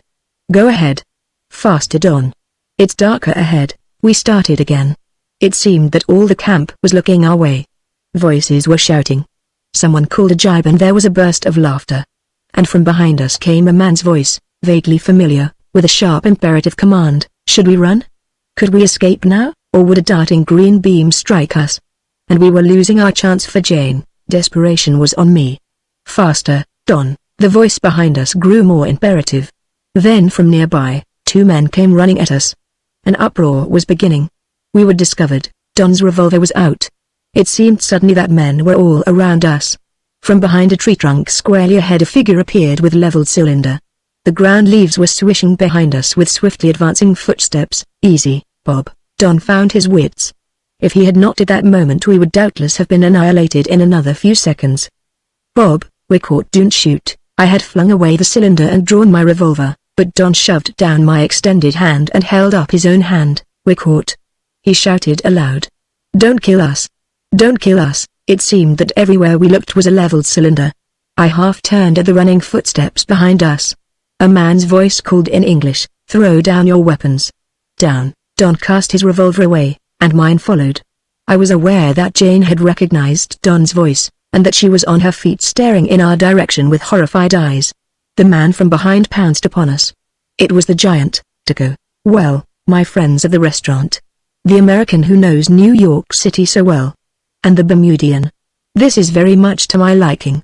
You thought your jail would imprison me, did you not? He stood regarding us with his sardonic smile, while our captors surrounded us, searching our belts for other weapons. And he added, "I was garbed like you when we last met. Now you are garbed like me." "How is that?" They led us into the lighted area of the grove. "The American who knows New York City so well," Tico added. "And the Bermudian says he knows it also. It is what you would call an affair of luck, having you here." He seemed highly pleased. He gazed at us smilingly. We stood silent while the men roughly stripped the broken wires and discs from us. They recognized the equipment. There was a jargon of argument in their strange guttural language. Then at Tico's command 3 of them started for the house. Jane had cried out at sight of us. Her captor had ordered her back to her seat by the tree. "So?" Tico commented. "You think silence is best? You are wise. I am glad you did not make us kill you just now. I am going to New York and you shall go with me. What you know of the city may be of help. We are through with Bermuda. There are not many girls here. But in the great United States I understand there are very many. You shall help us capture them." Don began. "The girl over there, your sister? Your wife? Perhaps she knows something of New York and its girls also. We will keep her close with us. If you 3 choose to help me, you need have no fear of harm." He waved aside the men with imperious commands. "Come, we will join this girl of yours. She is very pretty, is she not? And like you, not cowardly. I have not been able to make her talk at all." The dawn of this momentous night was at hand when, with the networks of wires and discs properly adjusted upon us, Tico took Jane, Don and me with him into the 4th dimension. Strange transition. Strange and diabolical plot which now was unfolded to us. Strangely fantastic, weird journey from this Bermuda hilltop through the unknown to the city of New York. Chapter 6: The Attack upon New York. I must sketch now the main events following this night of May 15th and 16th as the outside world saw them.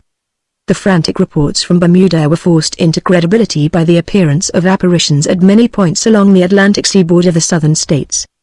They were sporadic appearances that night. No attacks were reported. But in all, at least 1,000 wraith-like figures of men must have been seen. The visitations began at midnight and ended with dawn. To anyone, reading in the morning papers or hearing from the newscasters that ghosts were seen at Savannah, the thing had no significance.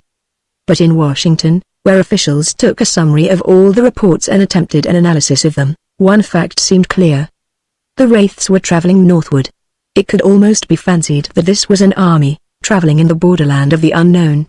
Appearing momentarily as though coming out to scout around and see the contour and the characteristics of our realm, disappearing again into invisibility, to show themselves in an hour or so many miles farther north. The reports indicated also that it was not one group of the enemy, but several and all of them traveling northward. The most northerly group of them by dawn showed itself up near Cap Hatteras. The news, when it was fully disseminated that next day, brought a mingling of derision and terror from the public. The world rang with the affair. Remote nations, feeling safe since nothing of the kind seemed menacing them, were amused that distant America, supposedly so scientifically modern, should be yielding to superstition worthy only of the Middle Ages. The accounts from Bermuda were more difficult to explain. And England, with Bermuda involved, was not skeptical. As a matter of fact, the British authorities were astonished. Warships were starting for Bermuda, and that morning of May 16th, with the passenger lines in New York not sailing for Bermuda, American warships were ordered to Hamilton. The menace, whatever it was, would soon be ended. That was May 16th. Another night passed, and on May 17th the world rang with startled horror and a growing terror. Panics were beginning in all the towns and cities of the American seaboard north of Cape Hatteras. It was no longer a matter of merely seeing ghosts. There had been real attacks the previous night. There had been a variety of incidents, extraordinarily horrifying, so diverse, so unexpected that they could not have been guarded against. It was a dark night, an area of low pressure with leaden storm clouds over all the Atlantic coastal region, from Charleston north to the Virginia Capes. A coastal passenger ship off Hatteras sent out a frantic radio distress call. The apparitions of men had suddenly been seen in midair directly in the ship's course. The message was incoherent. The vessel's wireless operator was locked in his room at the transmitter, wildly describing an attack upon the ships. The white apparitions, a group of 20 or 30 men, had been marching in midair when the ship sighted them directly over its bow. In the darkness of the night they were only 100 feet ahead when the lookout saw them. In a moment the vessel was under them, and they began materializing. The account grew increasingly incoherent. The figures materialized and fell to the deck, picked themselves up and began running about the ship, attacking with little green light beams. The ship's passengers and crew vanished, obliterated, annihilated. It seemed that young women among the passengers were being spared. The ship was melting the wooden decks, all the wooden superstructure melting. A few moments of fantastic horror, then the distress call died into silence as doubtless the green light beams struck the operator's little cabin. That vessel was found the next day, grounded on the shoals off Hatteras. The sea was oily and calm. It lay like a gruesome shell, as though some fire had swept all its interior. Yet not fire either, for there were no embers, no ashes. Diseased, leprous, gruesomely weird, with parts of its interior intact and other parts obliterated. And no living soul was upon it save one steward crouching in a lower cabin laughing with madness which the shock of what he had seen brought upon him. On land, a railroad train in Virginia had been wrecked, struck apparently by a greenish ray. And also in Virginia, during the early evening in the village, an outdoor festival at which there were many young girls was attacked by apparitions suddenly coming into solidity. The report said that 30 or more young girls were missing. The little town was in chaos, and the chaos, that next day, spread everywhere. It was obvious now that the enemy was advancing northward. In Washington, Baltimore, Philadelphia, panics were beginning. New York City was seething with excitement. People were leaving all the towns and cities of the area. An exodus north and westward. In New York, every steamship, airplane and railroad train was crowded with departing people. The roads to Canada and to the west were thronged with outgoing automobiles. But it was only a small part of the millions who remained.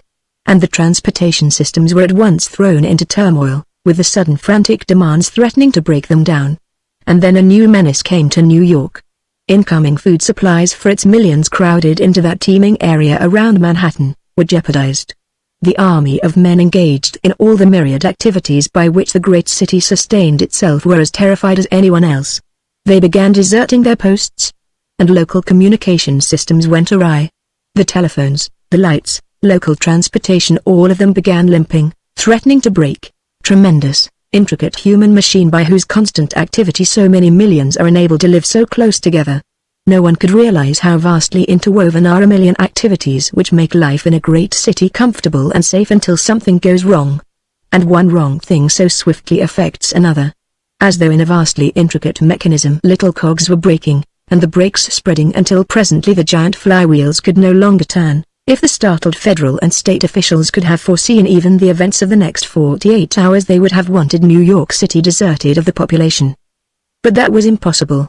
Even if everyone could have been frightened into leaving, the chaos of itself would have brought death to untold thousands. As it was, May 17th and 18th showed New York in a growing chaos. Officials now were wildly trying to stem the panics, trying to keep organized the great machines of city life. It is no part of my plan for this narrative to try and detail the events in New York City as the apparitions advanced upon it. The crowded bridges and tunnels, the traffic and transportation accidents, the failure of the lights and telephones and broadcasting systems, the impending food shortage, the breaking out of disease from a score of causes, the crushed bodies lying in the streets where frantic mobs had trampled them and no one was available to take them away. The scenes beg a description, and in all this the enemy had played no part save that of causing terror. Warships gathered in New York Harbor were impotent. State troops massed in New Jersey, across the Hudson from New York, and in Putnam and Westchester counties, were powerless to do more than try and help the escaping people since there was no enemy of tangible substance to attack. Patrolling airplanes, armed with bombs, were helpless. The white apparitions were gathering everywhere in the neighborhood of New York City. But they remained only apparitions, imponderable wraiths, non-existent save that they could be dimly seen. And even had they materialized, no warships could shell the city, for millions of desperate people were still within it trying to get away. The news from Little Bermuda was submerged, unheeded, in this greater catastrophe.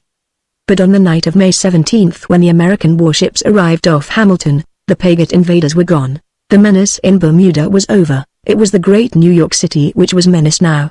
The apparitions which had advanced from the south were suddenly joined by a much more numerous army. On the night of May 19th it had reached New York. 2,000 or 3,000 glowing white shapes were apparent, with yet other thousands perhaps hovering just beyond visibility.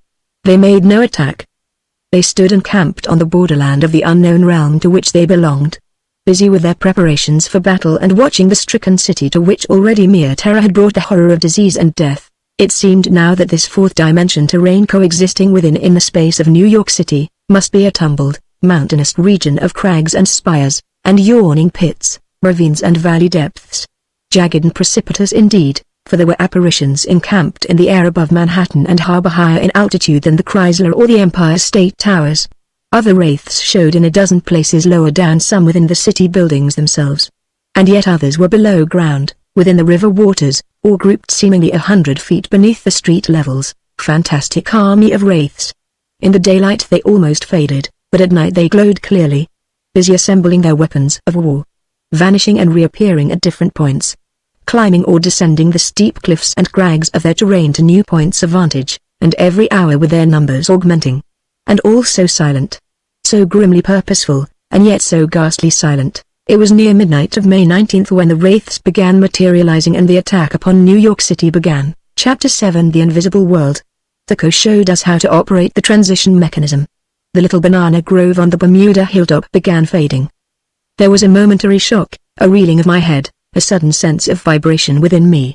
And then a feeling of lightness, weightlessness, and freedom, as though all my earthly life I had been shackled, but now was free. The thing was at first terrifying, gruesome, but in a moment those feelings passed and the weightless freedom brought an exuberance of spirit. Don and I were sitting with Jane between us, and the figure of Tuco fronting us.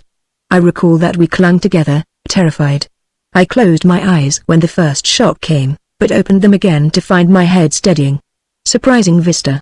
I had vaguely fancied that Tuco, Jane and Don would be sitting here dissolving into apparitions. But my hands on Jane's arm felt it as solid as before. I stared into her face. It was frightened, white and set, but smiling at me. "You all right, Bob? It's not so difficult, is it?" She had endured this before. She reached out her hands, one to Don and one to me. "We're dropping. I don't think it's far down. But be careful. Straighten your legs under you." We seemed unchanged. Don and Jane were the same in aspect as before, save the color of their garments seemed to have faded to a gray. It was the Bermuda hilltop which to our vision was changing.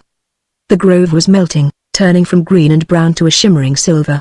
We now looked upon ghostly, shadowy trees, fading outlines of the nearby house, the nearby figures of Tuco's men and the group of captive girls, all shadowy apparitions. The voices were fading, a silence was falling upon us with only the hum of the mechanism sounding in my ears. I felt with a shock of surprise that I was no longer seated on the ground. I seemed, for an instant floating, suspended as though perhaps immersed in water. The sweep of the ground level was a vague shadowy line of grey, but my legs had dropped beneath it. I was drifting down, sinking, with only Jane's hand to steady me. "Thrust your feet down," she murmured. "A little fall. We want to land on our feet." The imponderable ground of the banana grove was rising. We dropped, as though we were sinking in water. But we gathered speed. We felt a weight coming to our bodies. At last we fell. My feet struck a solid surface with a solid impact. Don and I lost our balance, but Jane steadied us. We were standing upon a dark rock slope, steeply inclined. "Off with the current," came Tuco's voice. "The belt switch, throw it back." I found the little lever. The current went off. There had been a moment when the spectral shadows of my own world showed in the air above me. But we passed their visible limits and they faded out of sight. We were in the realm of the fourth dimension. Outdoors, in a region of glowing, phosphorescent night. "This way," said Tuco. "It is not far. We will walk." "Just a moment, you three. I would not have you escape me." Our revolvers were gone. Being metal, they could not, of actuality, be carried into the transition. We had no light beam cylinders, nor did we as yet know how to use them. Tuco stood before us. He reached to the operating mechanisms under the dial face at our belts, making some disconnections which we did not understand. His smile in the semi-darkness showed with its familiar irony. "You might have the urge to try some escaping transition. It would lose you in the unknown. That would be death." "I do not want that," I protested. "We are not fools. I told you if you would spare us, return us safely to Bermuda when this is over, that you might be of help to me," he finished. "Well, perhaps you will. I hope so. You will do what you can to help, willingly or otherwise, that I know." His voice was grimly menacing. And he laughed sardonically. "You are no fools, as you say." And Jane, his glance went to her. "Perhaps, before we are through with this, you may even like me, Jane." Whatever was in his mind, it seemed to amuse him. "Perhaps," said Jane. We three had had only a moment to talk together. There had been no possibility of escape. It was obvious to us that Tuco was the leader of these invaders, and, whatever they were planning, our best chance to frustrate it was to appear docile. Safety for us, the possibility of later escaping, all of that seemed to lie in a course of docility. We would pretend friendliness, willingness to help. Tuco was not deceived. We knew that. Don, in those 2 or 3 hours we were with Tuco before starting upon the transition, had said. "But suppose we do help you in your scheme, whatever it is? There might be some reward for us, eh? If you plan a conquest, riches perhaps." Tuco had laughed with genuine amusement. "So? You bargain? We are to be real friends, fellow conquerors? And you expect me to believe that?" Yet now he seemed half to like us. And there was Jane's safety for which we were scheming. Tuco had been interested in Jane. We knew that. Yet she was at first little more to him than one of the girl captives. He might have left her with those others. But she was with us now, to stay with us upon this journey, and it was far preferable. "This way," said Tuco. "We will walk. It is not far to my encampment where they are preparing for the trip." It seemed that a vast open country was around us. A rocky, almost barren waste, a mountainous region of steep grey defiles, gorges and broken tumbled ravines. A void of darkness hung overhead. There were no stars, no moon, no light from above. Yet I seemed presently to see a great distance through the glowing deep twilight. The glow was inherent to the rocks themselves, and to the spare, stunted, grey-blue vegetation. It was a queerly penetrating, diffused, yet vague light everywhere. One could see a considerable distance by it. Dim colors were apparent. We trod the rocks with a feeling of almost normal body weight. The air was softly warm like a night in the tropics, with a faint breeze against our faces. It seemed a trackless waste here. We mounted an ascending ramp, topped to rise with an undulating plateau ahead of us. Tuco stood a moment for us to get our breath. The air seemed rarefied. We were panting, with our cheeks tingling. "My abode is there." He gestured to the distant lowland region behind us. We were standing upon a grey hilltop. The ground went down a tumbled broken area to what seemed a lowland plain. 10 miles away it may have been that, or twice that, I saw the dim outline of a great castle or a fortress. A building of gigantic size, it seemed strangely fashioned with round-shaped domes heaped in a circle around a tower looming in the center. A wall, or a hedge of giant trees, I could not tell, but it seemed as gigantic as the Wall of China, and was strung over the landscape in an irregular circle to enclose an area of several square miles, with the castle fortress in its center. A little city was there, nestled around the fortress, 100 or 2 small brown and grey mounds to mark the dwellings. It suggested a little feudal town of the Middle Ages of our own Earth, set here in this trackless waste, and I saw, down on the plain, a shining ribbon of river with thick vegetation along its banks. And within the enclosing wall there, was the silvery sheen of the lake near the town, patches of trees, and brownish oval areas which seemed to be fields under cultivation. "My domain," Tuco repeated. There was a touch of pride in his voice. "I rule it. You shall see it when we are finished with New York." Again his gaze went to Jane, curiously contemplative. We started walking over the upper plateau level, seemingly with nothing in advance of us save empty luminous darkness. A walk of an hour. Perhaps it was that long. Time here had faded with our earthly world. It was difficult to gauge the passing minutes, as difficult as to guess at the miles of this luminous distance, as through the sight of his fortress his tiny principality, whose inhabitants he ruled with absolute sway, had awakened in Tuco new emotions. He put Jane beside him and began talking to us with apparent complete frankness. It must have been an hour, during which he explained this world of his, of which we were destined to have so brief a glimpse, and told us upon what diabolical errand he and his fellows were embarked. I recall that as he talked Jane gripped me in horror. But she managed to smile when Tuco smiled at her. He was naively earnest as he told us of his coming conquest.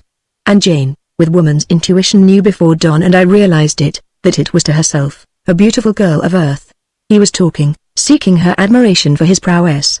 Tuco was what in Europe of the Middle Ages would have amounted to a feudal prince. He was one of many here in this realm, each had his little domain, with his retainers cultivating his land, paying fees to him so that the overlord lived in princely idleness, scattered at considerable distances, one from the other. These rulers of their little principalities were loosely bound into a general government, but at home each was a law unto himself. They lived in princely fashion, these lords of the castle, as they were called. Among the retainers, monogamy was practiced. The workers had their little families, husband, wife and children. But for the rulers, more than one wife was the rule. Within each castle was a harem of beauties, drawn perforce from the common people. The most beautiful girls of each settlement were trained from childhood to anticipate the honor of being selected by the master for a life in the castle. They were connoisseurs of woman's beauty. These overlords. By the size of his harem and the beauty and talent of its inmates was an overlord judged by his fellows. Out of this had grown the principal cause for war in the history of the realm. Beautiful girls were scarce. Raids were made by one lord upon the village and harem of another. Then had come to Tuco the discovery of the great world of our earth, occupying much of the same space in another state of matter. I discovered it, he said with his gaze upon Jane. How? Don demanded. It came, he said, out of our scientific method of transportation, which very soon I will show you. We are a scientific people. Ha!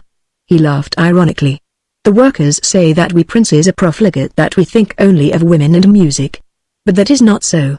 Once, many generations ago, we were a tremendous nation, and skilled in science far beyond your own world and with a population 100 times what we have now. The land everywhere must have been rich and fertile. There were big cities, the ruins of them are still to be seen, and then our climate changed. There was, for us, a world catastrophe, the cause and the details of which no one now knows very clearly. It sent our cities, our great civilizations into ruins. It left us with this barren waste with only occasional lowland fertile spots which now by heredity we rulers control, each to possess his own, but that past civilization gave us a scientific knowledge. Much of it is lost, we are going downhill. But we have some of it left, and we profligate rulers, as the workers call us, cherish it.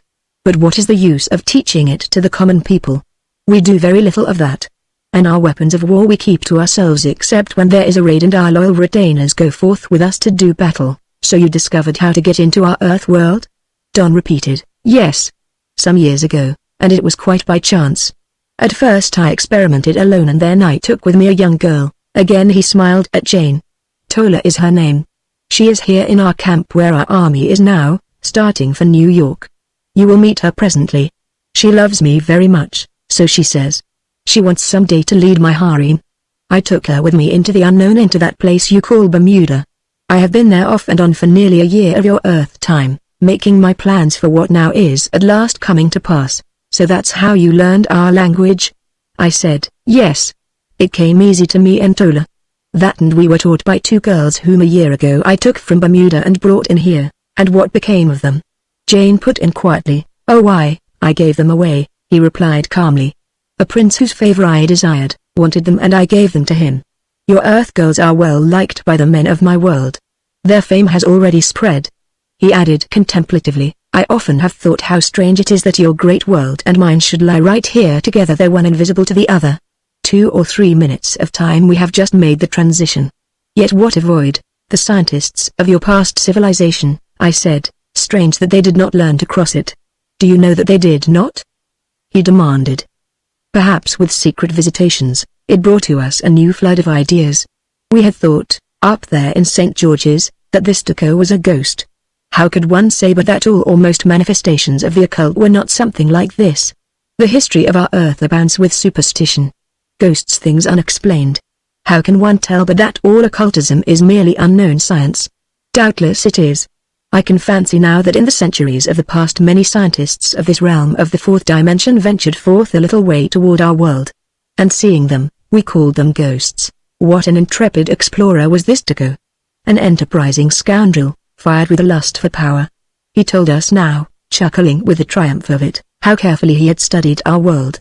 Appearing there, timidly at first, then with his growing knowledge of English, boldly living in Hamilton, his fame in his own world, among his fellow rulers, rapidly grew.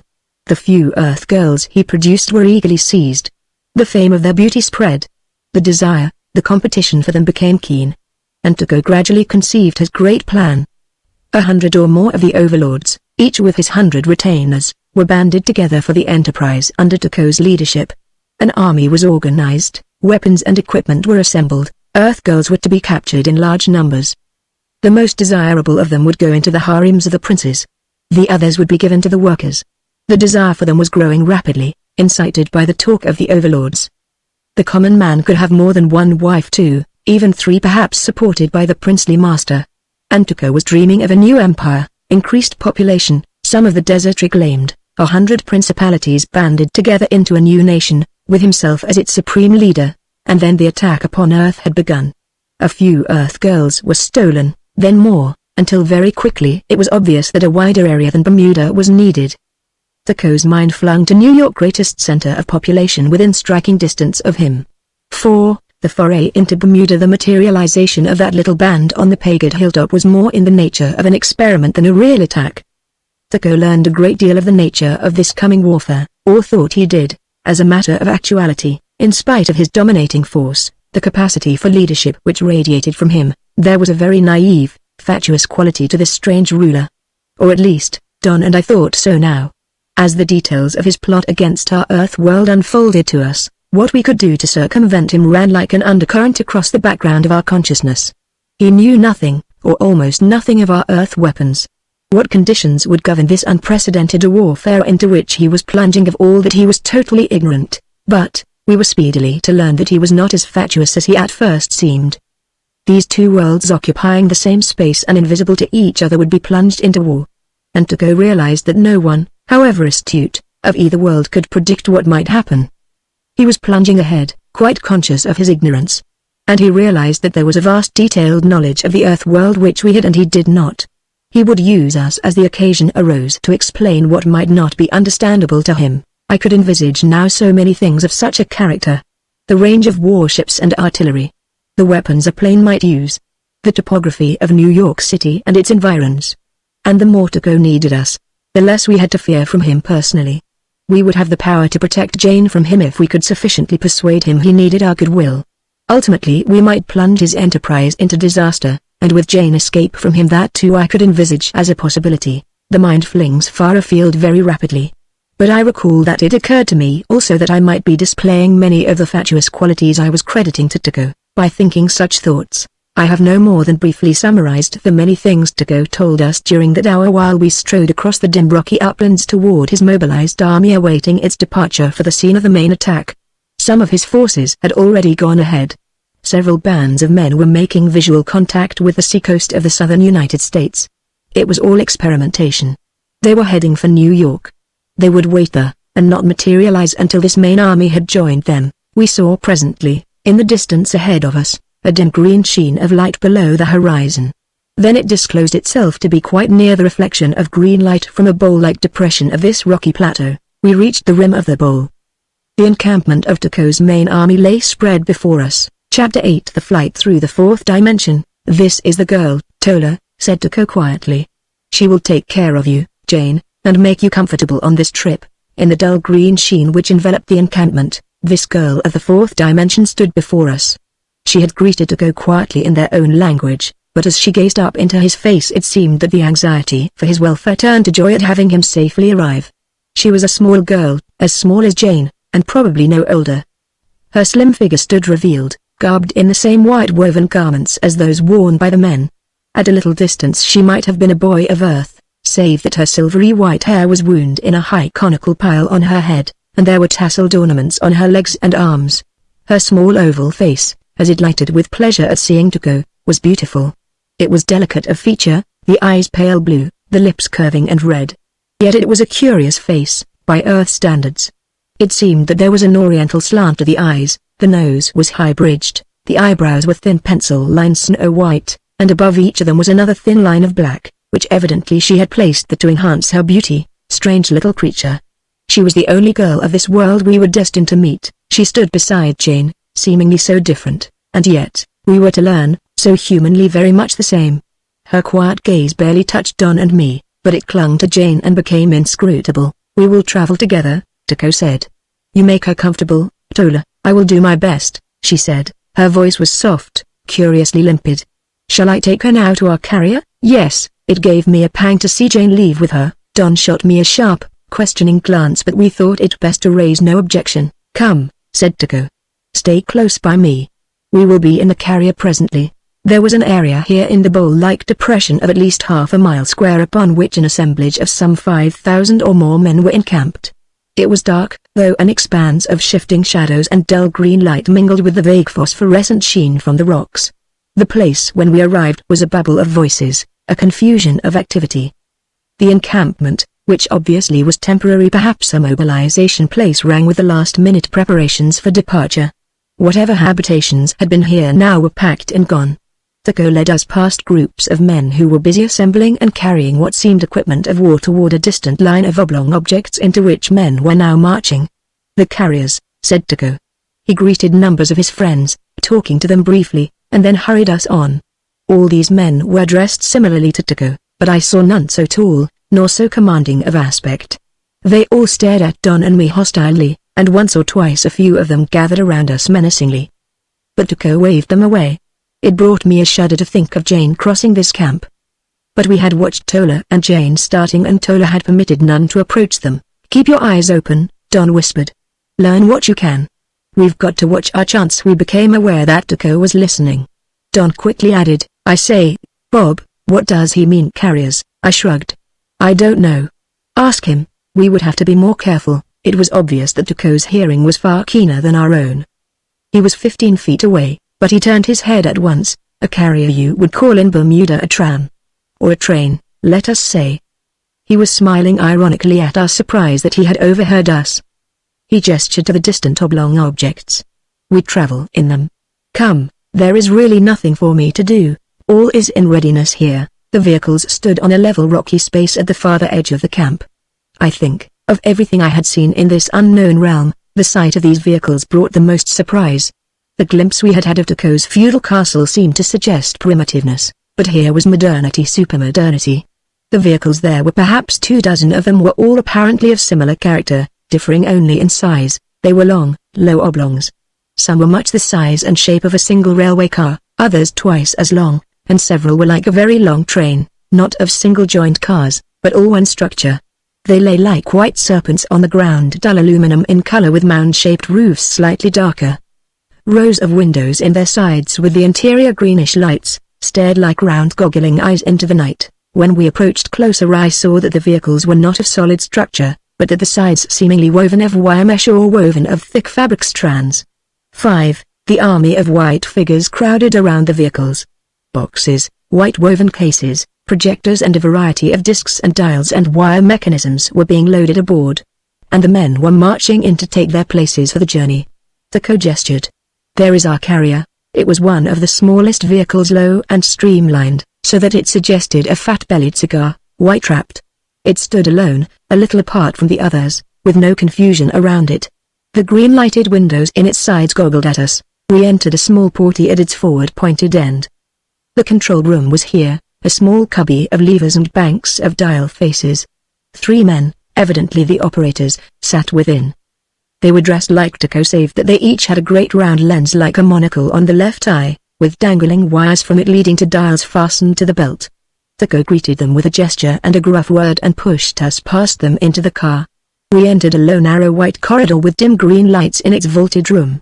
Sliding doors to compartments opened from one side of it. 2 were closed, one was partly open. As we passed, Tuko called softly. All is well with you, Tola? Yes, came the girl's soft voice. I met Don's gaze. I stopped short and called. Are you all right, Jane? I was immensely relieved as she answered, yes, Bob. Tuko shoved me roughly. You presume too much. The corridor opened into one main room occupying the full 10-foot width of the vehicle and its 20-foot middle section. Low soft couch seats were here, and a small table with food and drink upon it, and on another table low to the floor, with a mat seat beside it, a litter of small mechanical devices had been deposited. I saw among them 2 or 3 of the green light hand weapons. Tuko followed my gaze and laughed. You are transparent. If you knew how to use those weapons, do you think I would leave them near you? We were still garbed in the white garments, but the discs and wires and helmet had been taken from us. I say, you needn't be so suspicious, Don protested. We're not so absolutely foolish. But if you want any advice from us on how to attack New York, you've got to explain how your weapons are used. Tuco seated us. All in good time. We shall have opportunity now to talk about the trip, I said. Are we going to New York City? Yes. How long will it take? Long? That is difficult to say. Have you not noticed that time in my world has little to do with yours? How long will it seem? I persisted. He shrugged. That is according to your mood. We shall eat once or twice, and get a little sleep. One of the window openings was beside us with a loosely woven mesh of wires across it. Outside I could see the shifting lights. Men were embarking in the other vehicles, and the blended noise from them floated into us. Questions flooded me. This strange journey, what would it be like?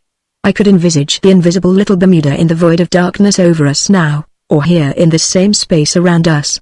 No, we had climbed from where we landed in the space close under the Paget hilltop. And we had walked forward for perhaps an hour. The space of Bermuda would be behind us and lower down. This then was the open ocean. I gazed at the solid rocky surface outside our window. Nearly 700 miles away must be New York City. We were going there. How? Would it be called flying? Or following this rocky surface? As though to answer my thoughts, Tuco gestured to the window. See. The first carrier starts away.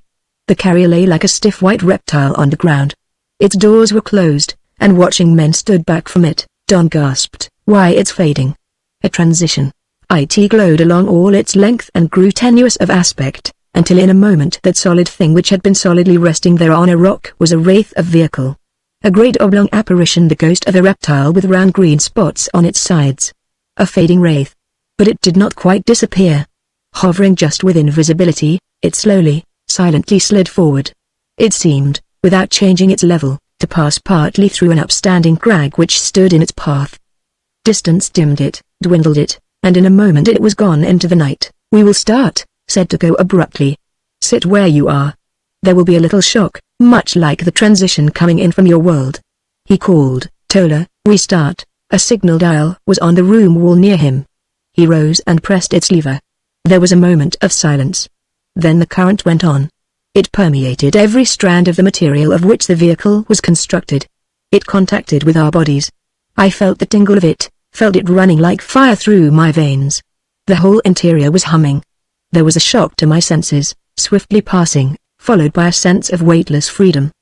But that lightness was an illusion, a comparison with externals only, for the seat to which I clung remained solid, and my body pressed upon it with a feeling of normal weight. Outside the window, the dark scene of rocks and vehicles and men was fading, turning ghostly, shadowy, spectral.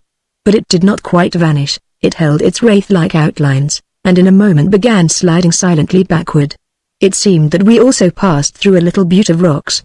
Then we emerged again into the open, and, as we gathered speed, the vague spectral outlines of a rocky landscape slid past us in a bewildering panorama. We were away upon the journey.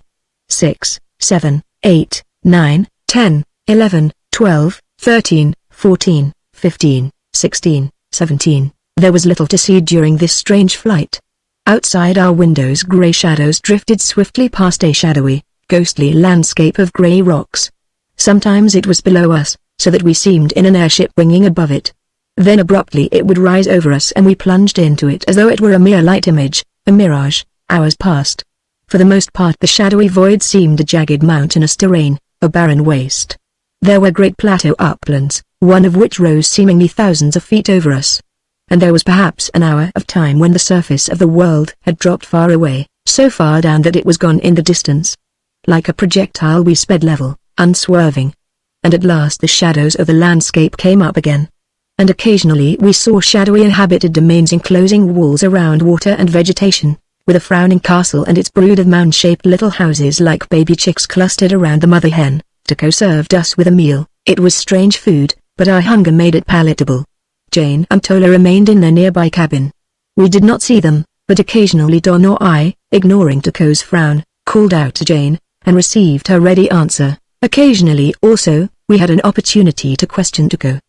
He had begun to tell us the general outline of his plans.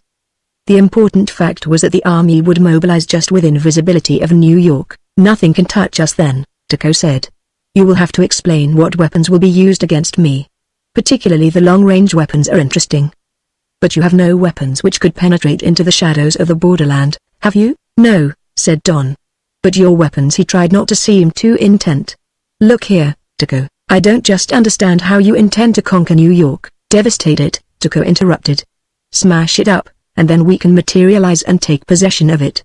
My object is to capture a great number of young women, beautiful young women. How? I demanded. By smashing up New York. There are thousands of young women there, but you would kill them in the process. Now if you would try some other locality.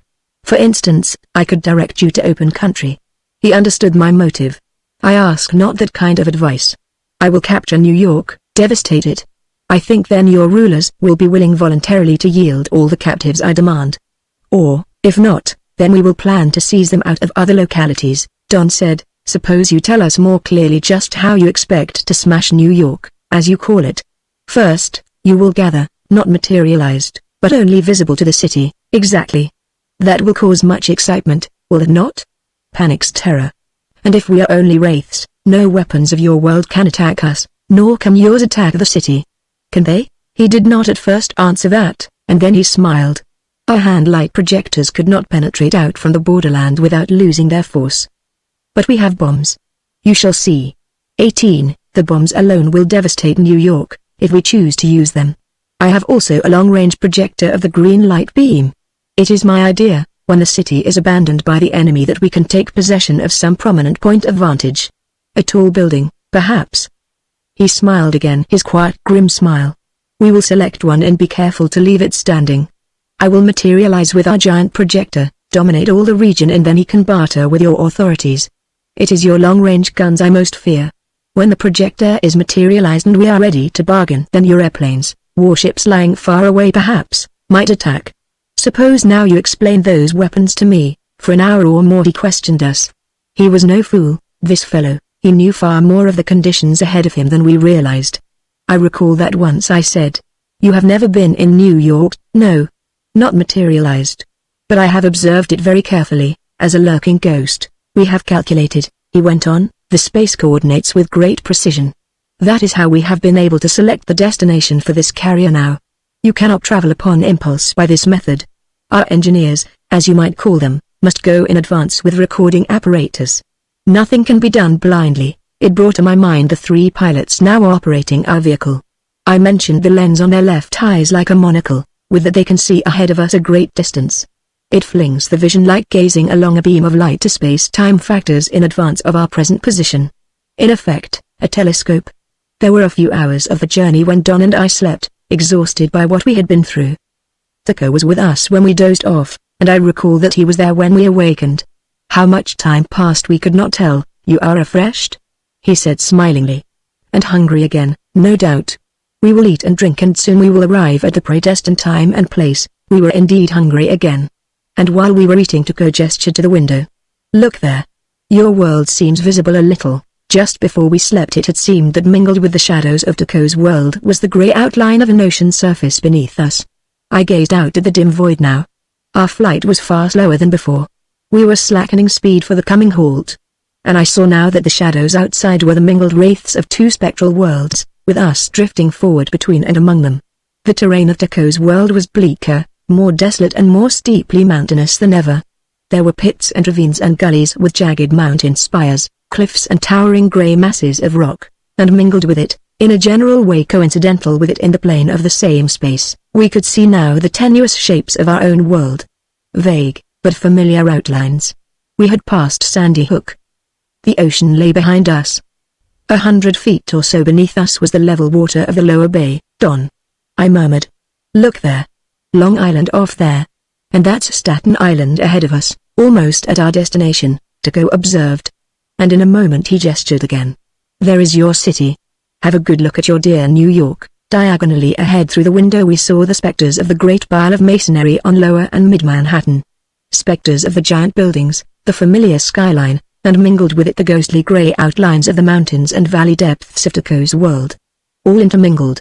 The mountain peaks rose far higher than the tallest of New York's skyscrapers, and the pits and ravines were lower than the waters of the harbor and rivers, lower than the subways and the tubes and the tunnels. Another carrier.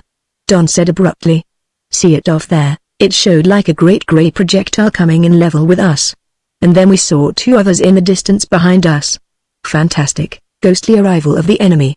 Weird mobilization here within the space of the doomed New York. Can they see us? I murmured.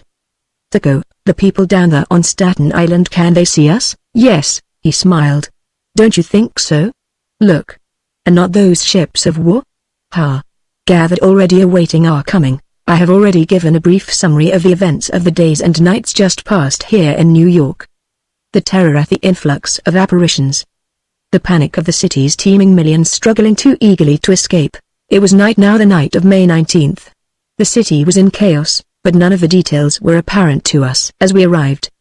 But we could see, as we drifted with slow motion above the waters of the harbor, that there were warships anchored here, and in the Hudson River. They showed as little spectral dots of gray. And in the air, level with us at times, the wraiths of encircling airplanes were visible. They see us, Tuco repeated. They did indeed. A puff of light and uprolling smoke came from one of the ships. A silent shot. Perhaps it screamed through us, but we were not aware of it. Tuco chuckled. They get excited. Do they not? We strike terror. Are they going to fight like excited children? We were under sudden bombardment. Fort Wadsworth was firing. Puffs showed from several of the warships, and abruptly a group of ghostly monoplanes dove at us like birds. They went through us, emerged and sped away. And in a moment the shots were discontinued. That is better, said Tuco. What a waste of ammunition. Our direction was carrying us from mid-Manhattan. The bridges to Brooklyn were visible. Beyond them, over New York, mingled with teeming buildings, was a mountain slope of Tuco's realm. I saw one of our carriers lying on a ledge of it. A sudden commotion in our car brought our attention from the scene outside. The voices of girls raised in anger. Tola's voice and Jane's. Then came the sound of a scuffle. By what gods? Tuco exclaimed. We all leapt to our feet. Tuco rushed for the door of the compartment with us after him. We burst in upon the girls. They were standing in the center of the little room. One of the chairs was overturned. Jane stood gripping Tola by the wrists, and with greater strength was forcibly holding her. As we appeared, Jane abruptly released her, and Tola sank to the floor and burst into wild sobs. Jane faced us, red and white of face, and herself almost in tears. What's the matter? Don demanded. What is it? But against all our questionings both girls held to a stubborn silence. Chapter 9. A woman scorned. Jane afterward told us just what happened in that compartment of the carrier, and I think that for the continuity of my narration I had best relate it now. The cubby room was small, not much over 6 feet wide, and 12 feet long. There was a single small door to the corridor, and 2 small windows. A couch stood by them, there were 2 low chairs, and a small bench-like table. Tola made Jane as comfortable as possible. Food was at hand. Tola, after an hour or 2, served it at the little table, eating the meal with Jane, and sitting with her on the couch where they could gaze through the windows. To Jane this girl of another world was at once interesting, surprising and baffling. Jane could only look upon her as an enemy. In Jane's mind there was no thought save that we must escape, and frustrate Tuco's attack upon New York, and she was impulsive, youthful enough to think something might be contrived. At all events, she saw Tola in the light of an enemy who might be tricked into giving information. Jane admits that her ideas were quite as vague as our own when it came to planning anything definite. She at first studied Tola, who seemed as young as herself and perhaps in her own world, was as beautiful. And within an hour or 2 she was surprised at Tola's friendliness.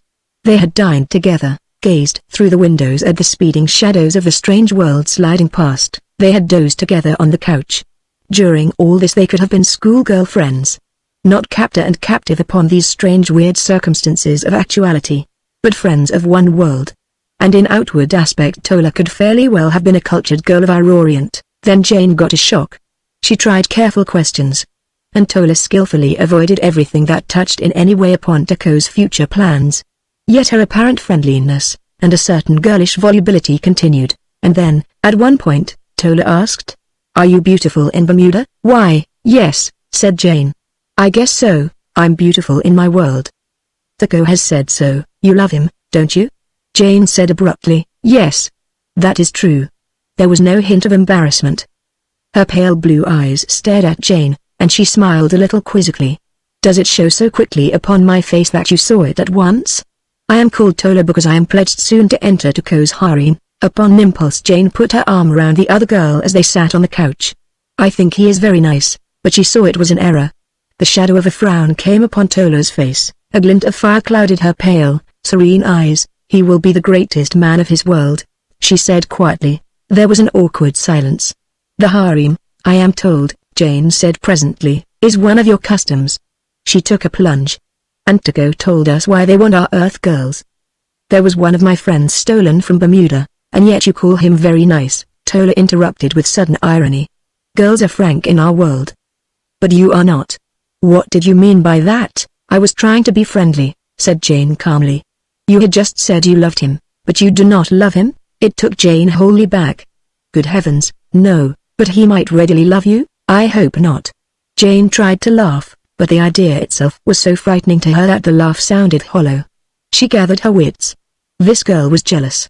Could she play upon that jealousy? Would Tola perhaps soon want her to escape? The idea grew. Tola might even sometime soon come to the point of helping her escape. Jane said carefully, "I suppose I was captured with the idea of going into someone's harem." "Was that the idea?" "I am no judge of men's motives," said Tola curtly. "Tuko said as much as that," Jane persisted. "But not necessarily into his harem." "But if it should be his, why would you care?" "Your men divide their love." "I would care because Tuko may give up his harem," Tola interrupted vehemently. "He goes into this conquest for power, for wealth, because soon he expects to rule all our world and band it together into a nation. He has always told me that I might be his only wife someday." She checked herself abruptly and fell into a stolid silence. It made Jane realize that under the lash of emotion Tola would talk freely. But Jane could create no further opportunity then, for Tuko suddenly appeared at their door. The girls had been together now some hours. Don and I were at this time asleep. He stood now at the girls' door.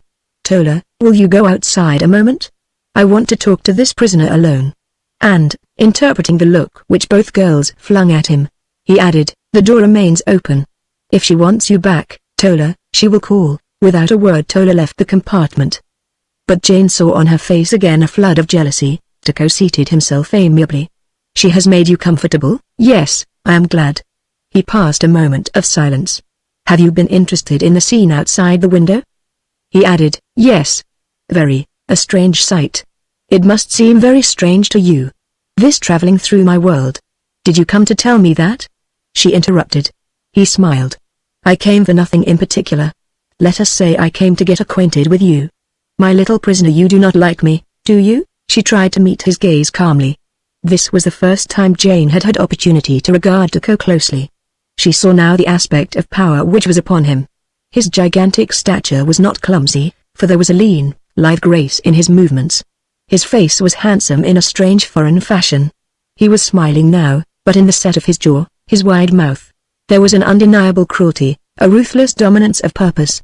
And suddenly she saw the animal-like aspect of him, a thinking, reasoning, but truthless, animal. "You do not like me, do you?" he repeated. She forced herself to reply calmly, "Why should I? You abduct my friends. There is a girl named Eunice Arton whom you have stolen. Where is she?" 19, he shrugged. "You could call that the fortunes of war. This is war, and you," she said, "are my enemy." "Oh, I would not go so far as to say that. Rather would I call myself your friend, so that you will return me safely? And also Bob Rivers, and my cousin, Don, you will return us safely as you promised." "Did I promise? Are you not prompting words from my lips?" Jane was breathless from fear, but she tried not to show it. "What are you going to do with us?" she demanded. There is no woman who lacks feminine guile in dealing with a man, and in spite of her terror Jane summoned it to her aid. "You want me to like you, Tuko? Of course I do. You interest me strangely. Your beauty, your courage. Then if you would be sincere with me, I am, most certainly I am. You are not. You have plans for me." I told Tola I supposed I was destined for someone's harem. "Yours?" It startled him. Why, he recovered himself and laughed. "You speak with directness." He suddenly turned solemn. He bent toward her and lowered his voice. His hand would have touched her arm, but she drew away. "In very truth, ideas are coming to me, Jane. I will be, someday soon, the greatest man of my world." "Does that attract you?" No," she said, stammering. "I wish that it would," he said earnestly. "I do of reality wish that it would. I will speak plainly, and it is in a way that Tuko never spoke to woman before. I have found myself, these last hours, caring very much for your good opinion of me." "That is surprising." She stared at him with sudden fascination mingled with her fear. He seemed for this moment wholly earnest and sincere. An attractive sort of villain, this handsome giant, turned suddenly boyish and naive. That is surprising, Tuco repeated. Is it? Very. That I should care what any woman thinks of me, particularly a captive girl, but I do. And I realize, Jane, that our marriage system is very different from yours. Repugnant to you, perhaps. Is it? Yes, she murmured. His gaze held her. She tried to shake it off, but it held her. Then I will tell you this, I have always felt that the glittering luxury of a large harem is in truth a very empty measure of man's greatness. For Tuco there will be more manly things. The power of leadership, the power to rule my world. When I got that idea, it occurred to me also that for a man like me there might be some one woman to stand alone by my side and rule our world. His hand touched her arm, and though she shuddered, she left it there. Tuco added with a soft vibrant tenseness. I'm beginning to think that you are that woman. There was a sound in the corridor outside the door enough to cause Tuco momentarily to swing his gaze. It broke the spell for Jane. With a shock she realized that like a snake he had been holding her fascinated.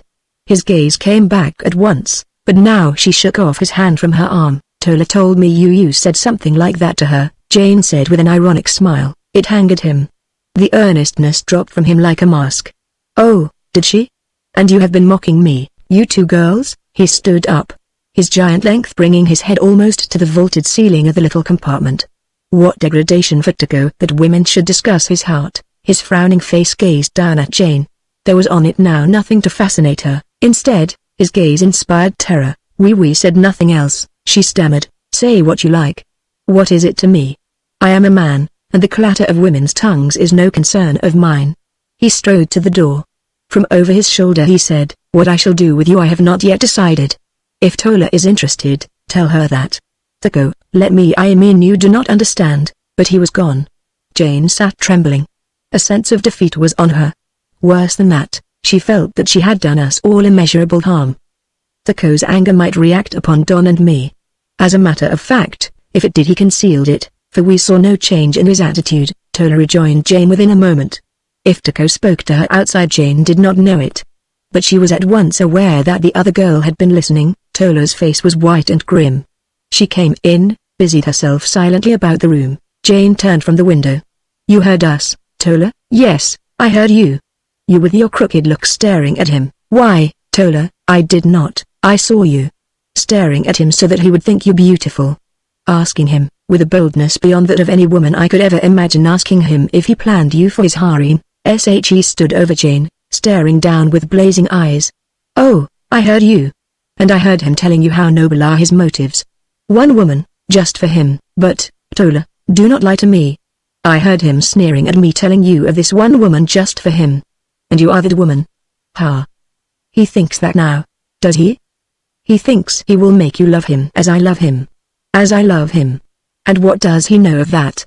What woman's love can mean, Tola? Don't be foolish.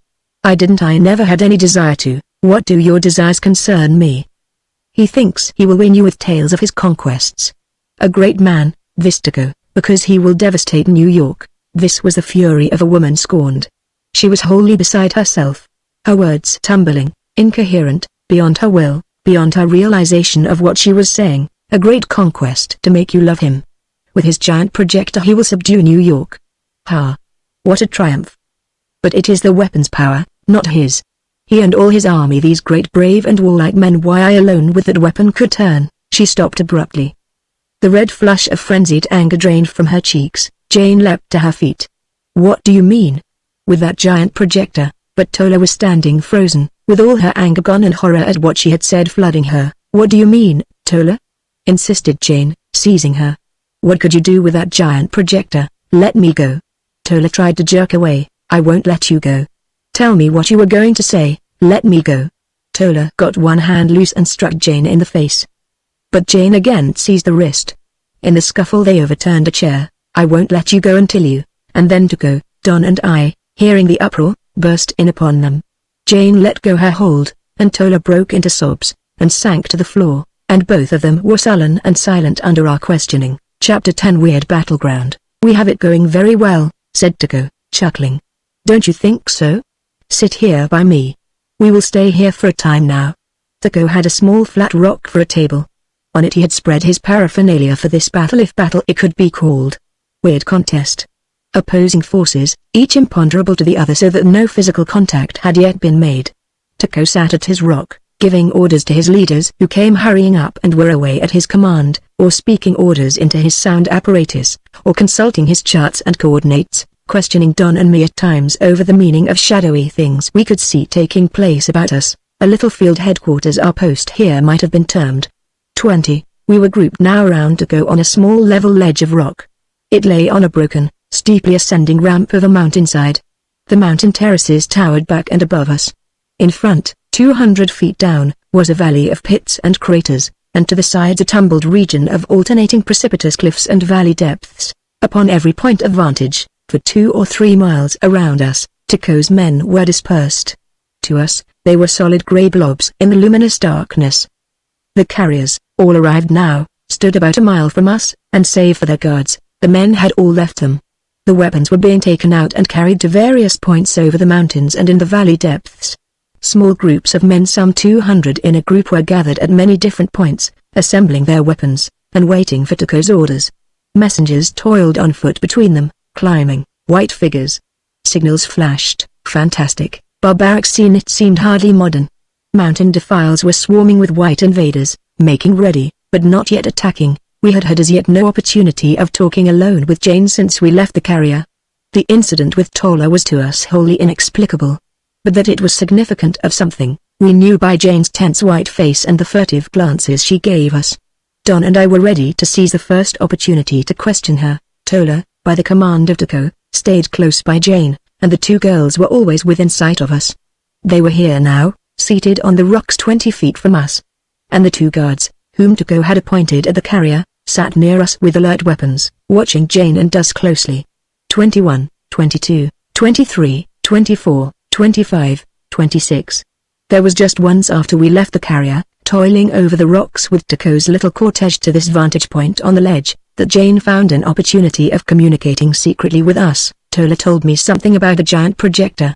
Something about how she could say almost nothing but that. The projector. Bob, if you can only learn how Tola was upon us, calling to attract Tuco's attention, and Jane moved away. The giant projector. We had it with us now. A dozen men had laboriously carried it up here. Not yet assembled, it stood here on the ledge, a rectangular grey box about the size and shape of a coffin, encased now in the mesh of transition mechanism. Tuco intended to materialize us and that box into the city when the time came, unpack and erect the projector, and with its long range dominate all the surrounding country. Tola had almost told Jane something about it. Jane was trying to learn that secret. Or she thought we might learn it from Tuco. But of what use if we did? We were helpless, every moment under the eyes of guards whose little hand beams could in a second annihilate us. When, leaving the carrier, Jane had appeared garbed like the rest of us and we had all been equipped with the transition mechanism which we knew well how to use now, the thought came to me of trying to escape. But it was futile. I could set the switches at my belt to materialize me into New York. But as I faded, the weapons of the guards would have been quick enough to catch me. How could Jane, Don and I simultaneously try a thing like that? Impossible. Don whispered. Don't do anything wrong. Some chance may come, later. But with that slight transition over, Tuco at once removed from our belts a vital part of the mechanism in order to make it impotent. An hour passed, here on the ledge, with most of the activity of Tuco's men incomprehensible to us. You shall see very soon. He chuckled grimly. I can give the signal to attack all at once. Look there. They grow very bold. These New York soldiers. They have come to inspect us. It was night in New York City about 2 a.m. of the night of May 19th and 20th. Our mountain ledge was within a store on the east side of 5th Avenue at 36th Street. We seemed to be but 1 story above the pavement. The shadowy outlines of a large rectangular room with great lines of showcases dividing it into wide aisles. I recognized it at once, a jewelry store, one of the best known in the world. A gigantic fortune in jewelry was here, some of it hastily packed in great steel safes nearby, and some of it abandoned in these showcases when the panic swept the city a few days previously, but the jewelry of our world was nothing to these white invaders. Tuco never even glanced at the cases, or knew or cared what sort of a store this was. The shadowy street of 5th Avenue showed just below us. It was empty now of vehicles and people, but along it a line of soldiers were gathered. Other stores and ghostly structures lay along 5th Avenue. And 500 feet away, diagonally across the avenue, The Great Empire State Building, the tallest structure in the entire world, towered like a ghostly titan into the void above us, this ghostly city. We could see few details. The people had all deserted this mid-Manhattan now. The stores and hotels and office buildings were empty. A group of soldiers came into the jewelry store and stood within a few feet of us, peering at us. Yet so great was the void between us that Tuco barely glanced at them. He was giving orders constantly now. For miles around us his men on the mountains and in the valleys were feverishly active. But doing what? Don and I could only wonder. A tenseness had gripped upon Tuco. The time for his attack was nearing, very presently now, he repeated. He gestured toward the great apparition of the Empire State Building so near us. I am sparing that. A good place for us to mount the projector up there in that tall tower. You see where our mountain slope cuts through that building? We can materialize with the projector at the point. The steep ramp of the mountainside upon which we were perched sloped up and cut midway through the Empire State Building. The building's upper portion was free of the mountain whose peaks towered to the west. We could climb from our ledge up the ramp to the small area where it intersected the Empire State at the building's 60th to 70th stories. The apparitions of New York's soldiers stood in the jewelry store with futile leveled weapons. They are wondering what we are doing. Tuco chuckled. A dozen of Tuco's men, unheeding the apparitions, were now busy within a few hundred feet of us down the rocky slope. We saw at close view what Tuco's army was busy doing everywhere. The men had little wedge-shaped objects of a grey material. The materialization bombs. They were placing them carefully at selected points on the rocks, and adjusting the firing mechanisms. This group near us, which Don and I watched with a fascinated horror, were down in the basement of the jewelry store, among its foundations. There for a moment, then moving out under Fifth Avenue, peering carefully at the spectral outlines of the cellars of other structures. Then presently Tuco called an order. He stood for a moment on the ledge with arms outstretched so that his men, and Don and Aunt Jane, and the wondering apparitions of the gathered soldiers and New York police could see him. His moment of triumph. It marked his face with an expression which was utterly satanic. Then he dropped his arms for the signal to attack. Chapter 11 The devastation of New York. The night of May 19th and 20th in New York City will go down in history as the strangest, most terrible ever recorded. The panics caused by the gathering apparitions of the previous days were nearly over now. The city was under martial law, most of it deserted by civilians, save for the dead who still lay strewn on the streets. Lower and mid-Manhattan were an empty shell of deserted structures, and silent, littered streets, which at night were dark, and through which criminals prowled, braving the unknown terror to fatten upon this opportunity. Soldiers and police patrolled as best they could all Manhattan, trying to clear the streets of the crushed and trampled bodies, seeking in the deserted buildings those who might still be trapped or ill, or hurt so that they could not escape, protecting property from the criminals who en masse had broken jail and were lurking here. Warships lay in the harbor and the rivers. The forts on Staten Island and at Sandy Hook were ready with their artillery to attack anything tangible. Airplanes sped back and forth overhead. Troops were marching from outlying points, lines of them coming in over all the bridges. By midnight of May 19th and 20th there were groups of ghosts visible everywhere about the city. They lurked in the buildings, permeating the solid walls, stalking through them, or down through the foundations. They wandered upon invisible slopes of their own world, climbing up to gather in groups and hanging in midair over the city rooftops. In the Hudson River off Grant's Tomb 200 or 300 of the apparitions were seemingly encamped at a level below the river's surface. And others were in the air over the waters of the upper bay. Toward midnight, from the open ocean beyond Sandy Hook spectral vehicles came winging for the city. Rapidly decreasing what had at first seemed a swift flight, they floated like ghostly dirigibles over the bay, heading for Manhattan. The forts fired upon them, airplanes darted at them, through them. But the wraiths came on unheeding. And then, gathering over Manhattan at about Washington Square, they faded and vanished. Within 30 minutes, though the vehicles never reappeared, it was seen that the spectral invaders were now tremendously augmented in numbers. A line of shapes marched diagonally beneath the city streets. Patrolling soldiers in the now deserted subways saw them marching past. The group in the air over the harbor was augmented. In Harlem they were very near the street levels, a mass of 1,000 or more strung over an area of 40 blocks. In mid-Manhattan soldiers saw that Tiffany's jewelry store housed the lurking shapes. Some were lower, others higher. In this section around 5th Avenue and 34th Street the apparitions were at tremendously diverse levels. There were some perched high in the air more than halfway up the gigantic Empire State Building, and still others off to the west were in the air 1,500 feet or more above the Pennsylvania station. At Tiffany's, as indeed in many other places, the soldiers made close visual contact with the apparitions. A patrolling group of soldiers entered Tiffany's and went to the second floor. They reported a seated group of ghosts, with numbers of white shapes working near them at a lower level, which brought them into Tiffany's basement. The soldiers thought that what was seated here might be a leader. Apparitions rushed up to him, and away.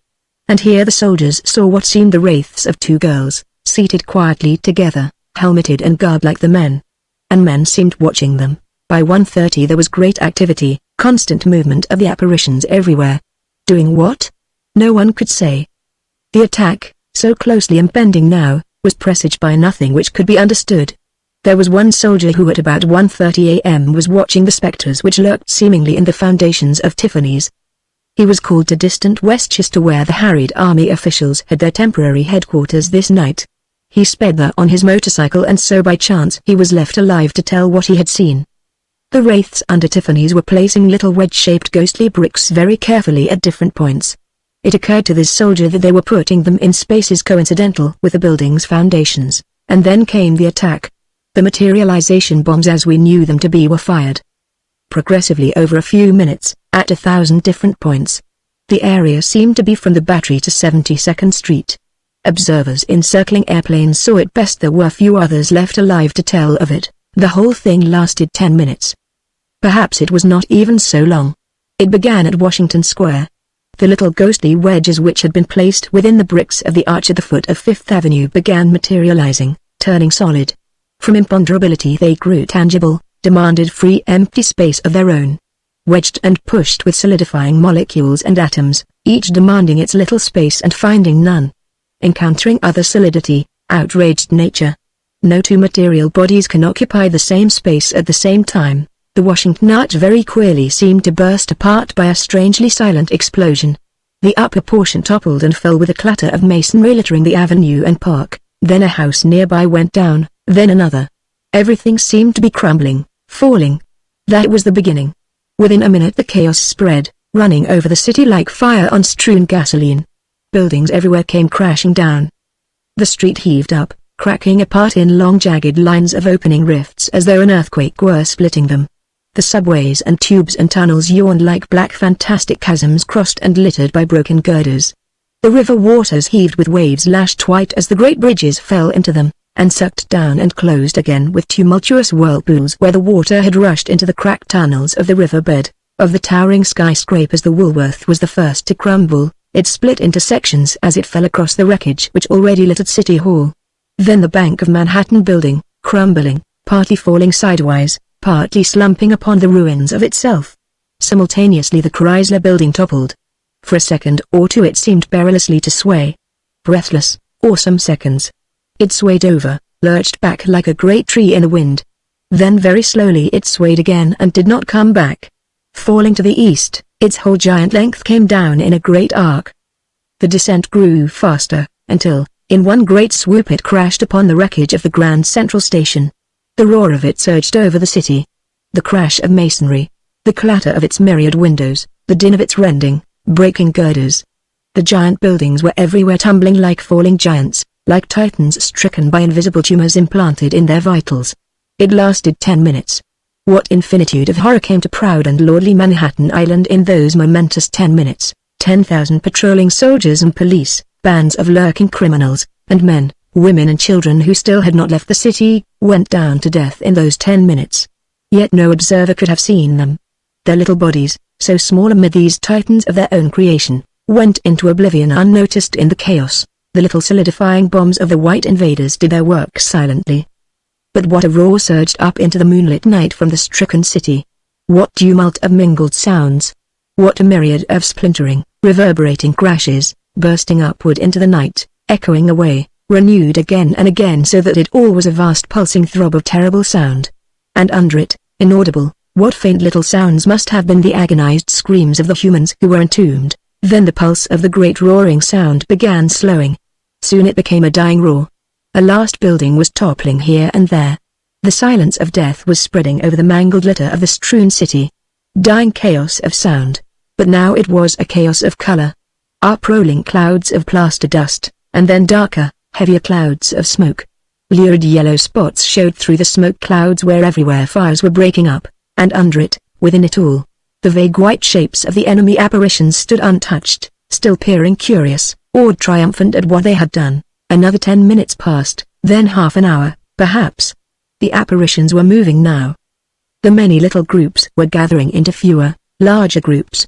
One marched high in the air, with faint lurid green beams slanting down at the ruins of the city, not as weapons this time, but as beams of faint light, seemingly to illuminate the scene, or perhaps as signals to the ghostly army. The warships in the Hudson were steaming slowly toward the battery to escape. Searchlights from them, from the other ships hovering impotent in the bay, and from a group of encircling planes, flashed their white beams over the night to mingle with the glare of the fires and the black pall of smoke which was spreading now like a shroud. There were two young men in a monoplane which had helplessly circled over mid-Manhattan. They saw the city fall, and noticed the lurking wraiths untouched amid the ruins and in the air overhead. And they saw, when it was over, that one great building very strangely had escaped. The Empire State, rearing its tower high into the serene moonlight above the wreckage and the rising layers of smoke, stood unscathed in the very heart of Manhattan. The lone survivor, standing there with the moonlight shining upon its top, and the smoke gathering black around its spreading base, the two observers in the airplane, stricken with horror at what they had seen, flew mechanically back and forth. Once they passed within a few hundred feet of the standing giant. They saw its 200-foot mooring mast for dirigibles rising above the 85 stories of the main structure. They saw the little observatory room up there in the mooring mast top, with its circular observation platform, a balcony around it. But they did not notice the figures on that balcony. Then, from the top of the Empire State Building from the circular observation platform a single, horribly intense green light beam slanted out into the night. A new attack. As though all which had gone before were not enough destruction, now came a new assault. The spectral enemies were tangible now. The single green light beam was very narrow. But the moonlight could not fade it, over miles of distance it held visible. It struck first a passing aeroplane. The two observers in the monoplane were at this time down near the battery. They saw the giant beam hit the airplane. A moment it clung, and parts of the plane faded. The plane wavered, and then, like a plummet, fell. The beam swung. It struck a warship lying in the upper bay. Explosions sounded. Puffs of light flared. The ship, with all its passengers vanished and gone, lay gutted and empty. The source of the light moved rapidly around the circular balcony. The light darted to every distant point of the compass. The surprised distant ships and forts, realizing that here for the first time was a tangible assailant, screamed shots into the night. But the green beam struck the ships and forts and instantly silenced them. Now the realization of this tangible enemy spread very far. Within a few minutes, planes and radio communication had carried the news. From distant points which the light could not or did not reach, long-range guns were firing at the Empire State. A moment or two only. The base of the building was struck. Then, frantically, observing planes sent out the warning to stop firing. The green beam had for a minute or two vanished. But now it flashed on again. What was this? The spectral wraiths of 10,000 of the enemy were staring. The observers in the planes stared and gasped. What fantasy? What new weird sight was this, stranger than all that had preceded it? Chapter 12 On the tower balcony. Upon the little observatory balcony at the top of the Empire State some 1,200 feet above the stricken city, Don and I were with Tuco as he erected the giant projector. In the midst of the silent shadowy outline of the stricken city falling around us, we had carried the projector up the mountain slope. The specter of the Empire State Building was presently around us. We were in a hallway of one of the upper stories. Slowly, we materialized with our burden. I recall, as the dark empty corridor of the office building came to solidity around me, with what surprise I heard for the first time the muffled reverberations from the grumbling city. We climbed the dark and empty stairs, upward into the mooring mast. Don and I toiled with the box, under the weapons of our two guards. It was only a few minutes while Tuco assembled and mounted the weapon. It stood a trifle higher than the parapet top. It rolled freely upon a little carriage mounted with wheels. Don and I peered at it. We hovered close to Tuco with only one thought in our minds. Jane's murmured words if we could learn something about this projector. Then the horror dulled us. We obeyed orders mechanically, as though all of it were a terrible dream, with only a vague undercurrent of reiterated thought. Some chance must come, some fated little chance coming our way. I recall, During those last terrible minutes when Tuco flung the projector beam to send all his distant enemies hurtling into annihilation, that I stood in a daze by the parapet. Don had ceased to look. Tuco was rolling the projector from one point to another around the circular balcony. Sometimes he was out of sight on the other side, with the observatory room in the mast hiding him. We had been ordered not to move. The two guards stood with hand weapons turned on so that the faint green beams slanted downward by their feet, instantly ready, either for Don or me, and I clung to the balcony rail, staring down at the broken city. It lay strewn and flattened as though, not 10 minutes, but 10,000 years of time had crumbled it into ruins. Then shots from the distant warships began screaming at us. With a grim smile, Tuco silenced them. There was a momentary lull. And then came our chance. Fate, bringing just one unforeseen little thing to link the chain, to turn the undercurrent of existing circumstances and to give us our chance. Or perhaps Jane, guided by fate, created the opportunity. She does not know. She too was dazed, numb, but there was within her also the memory of what Tola had almost said. And Tola's frenzy of jealousy. Tuco appeared from around the balcony, rolling the projector. Its beam was off. He flung a glance of warning at the two guards to watch us. He left the projector, flushed, triumphant, all his senses perhaps reeling with the realization of what he had done. He saw the two girls huddled in the moonlight of the balcony floor. He stooped and pushed Tola roughly away. Jane, did you see it? My triumph. Tuco, master of everything. Even of you, is it not so? Did some instinct impel her not to repulse him? Some intuition giving her strength to flash him a single alluring moonlit glance? But suddenly he had enwrapped her in his arms. Kissing her, murmuring love and lust, this was our chance. But we did not know it then. A very chaos of diverse action so suddenly was precipitated upon this balcony. Don and I cried out and heedlessly leapt forward. The tiny beams of the guards swung up. But they did not reach us, for the guards themselves were stricken into horror. The shot from a far distant warship screamed past. But that went almost unheeded. Tuco had shouted, and the guards impulsively turned so that their beams missed Don and me. Tola had flung herself upon Tuco and Jane. Screaming, she tore at them and all in an instant rose to her feet. Tuco's cylinder, which she had snatched, was in her hand. She flashed it on as Don and I reached her. The guards for that instant could not fire, for we were all intermingled. Don stumbled in his rush and fell upon Tuco and Jane, and in a moment rose as the giant Tuco lifted him and tried to cast him off. My rush flung me against Tola. She was babbling, mouthing frenzied laughs of hysteria. Her beam pointed downward, but as she reeled from the impact of my rush, the beam swung up, missed me, narrowly missed the swaying bodies of Tuco and Don, and struck one of the guards who was standing, undecided what to do. It clung to him for a second or two, and then swung to the other guard. The guards in a puff of spectral light were gone. Tola stood wavering, then swung her light toward Tuco and Don. But I was upon her. Tola. Good God, get back from me. Back, I tell you, I heard Jane's agonized warning from the floor. Bob, Tola's light missed my shoulder. Tuco had cast Don off and stood alone as he turned toward us. Then Tola's light beam swung on him. I heard her eerie maddened laugh as it struck him. A wraith of Tuco was there, stricken as though numbed by surprise. Then nothingness. Shots from the distant warships were screaming around us. One struck the base of the building. I clung to my scattering senses. I gripped Tola. The projector. What was it you almost told Jane? She stood stupidly babbling. Told Jane? The projector. She laughed wildly, and like a tigress, cast me off. Fools of men. Tuco the fool. She swung into a frenzy of her own language. And then back into English. I will show you, Tuco, the fool. All those fools out there under the ground and in the sky. I will show them. She stooped over the projector and fumbled with the mechanism. Don gasped. Those apparitions, is that what you're going to attack? Yes, attack them. The beam flashed on. But it was a different beam now. Fainter, more tenuous. The hum from it was different. It leapt into the ground. It was a spreading beam this time. It bathed the white apparitions who were peering up at the city. Why, what was this? Weird, fantastic sight. There was a moment of Tola's frenzied madness, then she staggered away from the projector. But Don and I had caught the secret. We took her place. We carried it on. We were hardly aware that the far-off warships had ceased firing. We hardly realized that Tola had rushed for the parapet, climbed, screaming and laughing, and that Jane tried to stop her. Oh, Tola, don't. But Tola toppled and fell. Her body was almost not recognized when it was later found down in the ruins. Don and I flung this new beam into the night. We rolled the projector around the platform, hurling the beam in every direction at the white apparitions. IT had caught first that group which lurked in the ground near the base of the Empire State. Tola had turned the beam to the reverse coordinates from those Tuco used.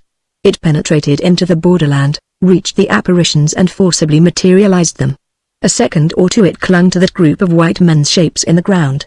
They grew solid, ponderable. But the space they now claimed was not empty. Solid rock was here, yielding no space to anything. Like the little materialization bombs, this was nature outraged.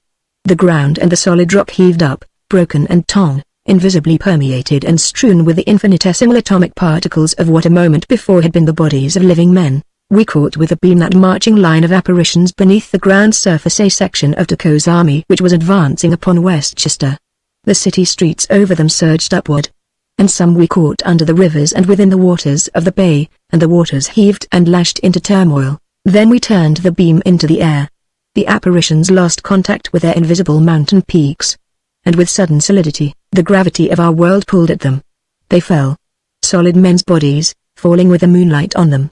Dark blobs turning end over end, plunging into the rivers and the harbor with little splashes of white to mark their fall, and yet others whirling down, crashing into the wreckage of masonry, into the pall of smoke and the lurid yellow flames of the burning city. The attack of the white invaders was over. A year has passed. There has been no further menace, perhaps there never will be. And again, the invisible realm of which Don, Jane and I were vouchsafed so strange a glimpse, lies across a void impenetrable. Earth scientists have the projector, with its current batteries apparently almost exhausted. And they have the transition mechanism which we three were wearing.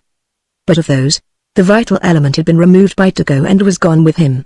Many others were found on the bodies, and upon the body of poor Tola. But all were wrecked by their fall. Perhaps it is just as well. Yet, often I ponder on that other realm. What strange customs and science and civilization I glimpsed. Out of such thoughts one always looms upon me, a contemplation of the vastness of things to be known, and the kindred thought, what a very small part of it we really understand. 1. As we later learned, the scientific mechanism by which the transition was made from the realm of the fourth dimension to our own earthly world and back again, was only effective to transport organic substances. The green light beam was of similar limitation. An organic substance of our world upon which it struck was changed in vibration rate and space-time coordinates to coincide with the characteristics with which the light current was endowed. Thus the invaders used their beams as a weapon. The light flung whatever it touched of organic material with horrible speed of transition away into the unknown to the fourth, fifth, or perhaps still other realms. In effect annihilation. 2. The mechanism of wires and dials, and small disks which were storage batteries of the strange current, was of slower, more controllable operation. Thus it could be used for transportation for space-time traveling, as Earth scientists later came to call it. The invaders, wearing this mechanism, materialized at will into the state of matter existing in our world and by a reversal of the coordinates of the current, dematerialized into the more tenuous state of their own realm. 3. We were soon to learn also that they were bringing into our world weapons, food, clothing and a variety of equipment by encasing the articles in containers operated by these same mechanisms of wires carrying the transition current. The transportation was possible because all the articles they brought with them were of organic substance. 4. The extent of the fourth-dimensional world was never made wholly clear to us. Its rugged surface was coincident with the surface of our Earth at Bermuda, at New York City, and at many points along the Atlantic seaboard of the United States. For the rest, there is no date upon which one may even guess. 5. The vehicles were constructed of a material allied in character to that used for garments by the people of this realm. It was not metal, but an organic vegetable substance. 6. What we learned of the science of the invisible realm was perforce picked piecemeal by us from all that we saw, experienced, and what several different times Tuco was willing to explain to us. And it was later studied by the scientists of our world, whose additional theories I can incorporate into my own knowledge. Yet much of it remains obscure. And it is so intricate a subject that even if I understood it fully I could do no more than summarize here its fundamental principles. 7. The space transition of these vehicles, Tuco had already told us, was closely allied to the transition from his world to ours. And the weapons were of the same principles. The science of space transition, limited to travel from one portion of the realm to another, quite evidently came first. The weapons, the forcible, abrupt transition of material objects out of the realm into other dimensions into the unknown. This principle was developed from the traveling, and from them both Tuko himself evolved the safe and controlled transition from his world to ours. 8. Concerning the operation of these vehicles, motion, in our Earth world or any other, is the progressive change of a material object in relation to its time and space. It is here now, but it was there.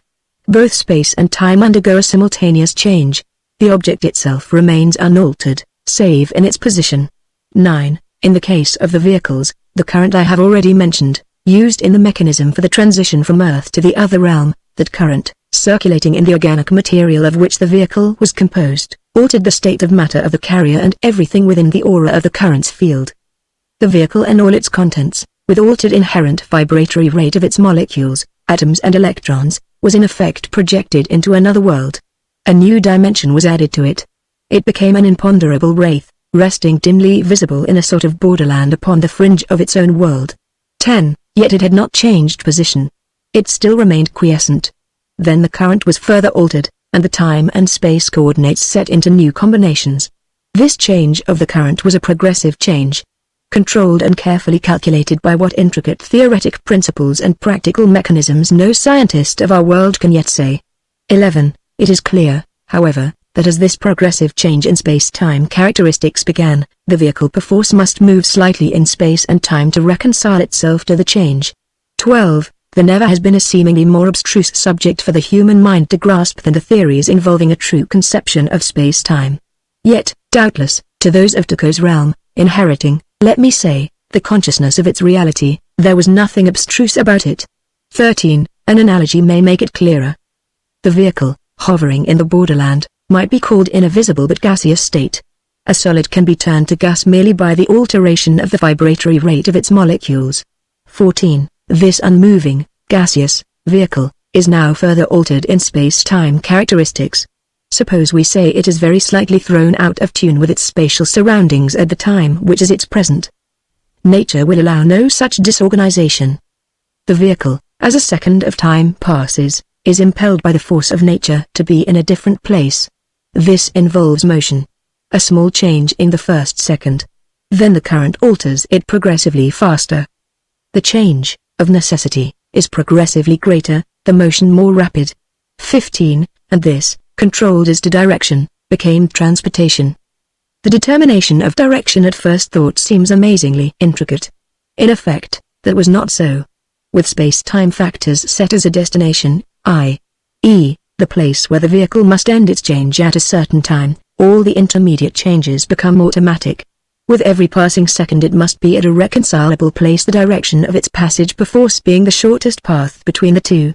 16. With this in mind, the transition from one world to another becomes more readily understandable. No natural change of space is involved, merely the change of the state of matter. It was the same change as that which carried the vehicles into a shadowy borderland, and then pushed further into new dimensional realms. 17. The green light beam weapons were merely another application of the same principle. The characteristics of the green light current, touching organic matter, altered the vibratory rate of what was struck to coincide with the light. A solid cake of ice under a blowtorch becomes steam by the same principle. The light beams were swift and violent in their action. The change in them was progressive also, but it was so swiftly violent a change that nothing living could survive the shock of the enforced transition. 18. Materialization bombs, we afterward called them. They played a diabolical part in the coming events. They were of many sizes and shapes, but most of them were small in size and shape, like a foot-long wedged-shaped brick, or the head of an axe. They were constructed of organic material, with a wire mesh of the transition mechanism encasing them, and an automatic operating device like the firing fuse of a bomb. 19. Neither Eunice Arden, nor any of the stolen girls, have ever been heard from since. Like the thousands of men, women and children who met their death in the attack upon New York, Eunice Arden was a victim of these tragic events. 20. The detailed nature of the scientific devices Tuko used in the handling of his army during the attack never has been disclosed. I saw him using one of the eye telescopes. There was also a telephonic device, and occasionally he would discharge a silent signal radiance, a curious intermittent green flower of light. His charts of the topography of New York City were to me incomprehensible hieroglyphics, mathematical formula, no doubt, the coordinates of altitudes and contours of our world's space in its relation to the mountainous terrain of his world which stood mingled here with the New York City buildings. 21. There was a thing which puzzled me before we arrived in the carrier, and surprised me when we left it, and though I did not, and still do not wholly understand it, I think I should mention it here. Traveling in the carrier we were suspended in a condition of matter which might be termed midway between Tuco's realm and our Earth world. Both, in shadowy form, were visible to us, and to an observer on either world we also were visible. 22. Then, as the carrier landed, it receded from this sort of borderland as I have termed it, contacted with its own realm and landed. At once I saw that the shadowy outlines of New York were gone. And, to New York observers, the carriers as they landed, were invisible. The mountains, all this tumbled barren wilderness of Tuco's world, were invisible to observers in New York. 23. But I knew now how very close were the two worlds, a very fraction of visible distance, one from the other. 24. Then, with wires, discs and helmets, all the transition mechanism worn now by us and all of Tuco's forces, we drew ourselves a very small fraction of the way toward the Earth world state. Enough and no more than to bring it to most tenuous, most wraith-like visibility, so that we could see the shadows of it and know our location in relation to it, which was necessary to Tuco's operations. 25. In this state, New York City was a wraith to us and we were shadowy, dimly visible apparitions to New York observers. But in this slight transition, we did not wholly disconnect with the terrain of Tuco's world. There was undoubtedly, if the term could be called scientific, a depth of field to the solidity of these mountains. By that I mean, their tangibility persisted for a certain distance toward other dimensions. Perhaps it was a greater depth of field than the solidity of our world possesses. As to that, I do not know. 26. But I do know, since I experienced it, that as we sat now encamped upon this ledge, the ground under us felt only a trifle different from when we had full contact with it. There was a lightness upon us, an abnormal feeling of weight loss, a feeling of indefinable abnormality to the rocks. Yet, to observers in New York, we were faintly to be seen, and the rocks upon which we sat were not.